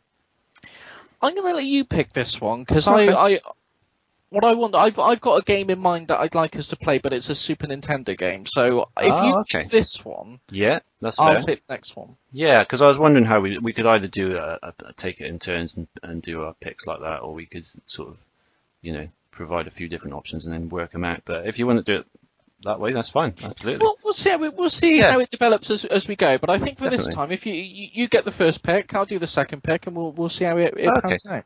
Yeah, I had a few ideas. I hadn't really settled on one. Shinobi 3 was one of them. Okay. Streets of Rage 3, which I've played a bit recently, but I didn't take it to completion. What was the other ones? Mine's gone blank now. Dynamite Headdy was one of them. Oh, cool. Okay. Yeah, that was a game that my friend had that I've always kind of wanted to go back on. I've never gone back on it since. I'm sure there was another one, which is really annoying because it might be a really awesome one that's like the best of all the options. I don't think it was. I think it was. Sunset Riders. Sunset Riders. Okay. Which I played briefly on my Pi recently, and I really liked actually. Yeah. So I'm quite tempted to go for that one. Okay. Have you played it? I think you mentioned it earlier on, didn't you? Yeah, I have played it before. I'm not super familiar with it. I haven't poured hours into it, but I'm. There was there was something about I don't know, just the style of it, and the music sounded pretty good. There's just the general idea, and that obviously that bloke who I can't remember what his name. Bury me with my money. Yeah. I'm going to put a little sound clip of that. And also the fact that you can go and have a prostitute as well, as I recall. Is that? Did I imagine that? I think you can. I think you can nip into the saloons and come out with a cheeky smile on your face and like a prostitute on your arm. I'm pretty sure I saw that. I might be making it up. I know there's also a SNES version and an arcade version, and it might be There's a few ports of it. Yeah, it might be good to have a quick go on those as well, see how they compare. But mainly just focus on the Mega Drive version. Okay. So yeah, if you're happy to do that, I'm happy to make our first book club pick as Sunset Riders for the Mega Drive. It is done. Okay, cool. Stay tuned for that. So, have we decided what our schedule is going to be on this yet? Are we should we reconvene in a month's time? Or are we going to do it fortnightly, monthly? I think weekly will probably be a bit too much of a strain on our time at the moment. But yeah, excessive. There's one thing I don't think I mentioned to you. I'm moving next month. Oh, yeah. No, I don't think. Yeah. So that's in about a month's time, mid-June. So obviously, I should be able to fit in time to play Sunset Riders here and there, but it's going to be a bit hectic packing and stuff. And then afterwards as well, I don't want to leave it too long after a month. So should we say 3 weeks? Yeah. Okay. Does that work for you? I can probably do that because hopefully, if I get a fair bit of packing done, I don't think I'll be spending like every evening packing. I just started today actually. But yeah, let's do that then in 3 weeks' time, and then we'll take. That should give us enough time to play that game, and hopefully we'll have. I mean, we can do that. We can discuss what we're playing by that point, and then I don't know. Maybe since it's a Mega Drive pick, maybe talk about the Mega Drive in general. Perhaps nothing too heavy, but just a brief discussion about it, just to. I mean, it's been quite a long episode this time, but I think that's primarily because we've been sort of introducing things and there's been a lot to cover, I think. A bit of a background, a bit of an origin story of our gaming lives. So I don't know if we'll be sort of clocking in at sort of 2 hours for the next one, but yeah, I don't think we will. I think I think that'll work. Yeah, we'll find our way as we go. Okay, cool. That's the thing, isn't it? You know, when you're the first podcast of your kind, you don't really have a template to go on. Well, exactly. We're making up the rules as we. We're defining an industry here. So I quite like this little gimmick you've come up with there. I think we should continue. Just pretend we're the first podcast ever. I quite like that. Yeah, we could even advertise ourselves as the first video game podcast because we're not offering anything to sell. So technically, we can make up what we like. Yeah, absolutely. Yeah, absolutely. Yeah, why not? Speaking of which, if you want to follow us on Twitter, you set up a Twitter page for us, have you not? I did. It's at @PodEmUp, capital P, capital E, capital U, all one word. Well, there's an email address if you want to chat to us directly. It's podemup, all lowercase, @gmail.com. Fantastic. And I think that's all we've got so far, really. I think that's all the housekeeping taken care of. Yeah. Excellent. So should we finish it up for today then? Let's do that, We appreciate any feedback anyone's got on the show. And, we've got the places to contact us. And we'll see you all again in 3 weeks. And we'll talk about Sunset Riders. All right. See you then. Goodbye for now. Bye-bye.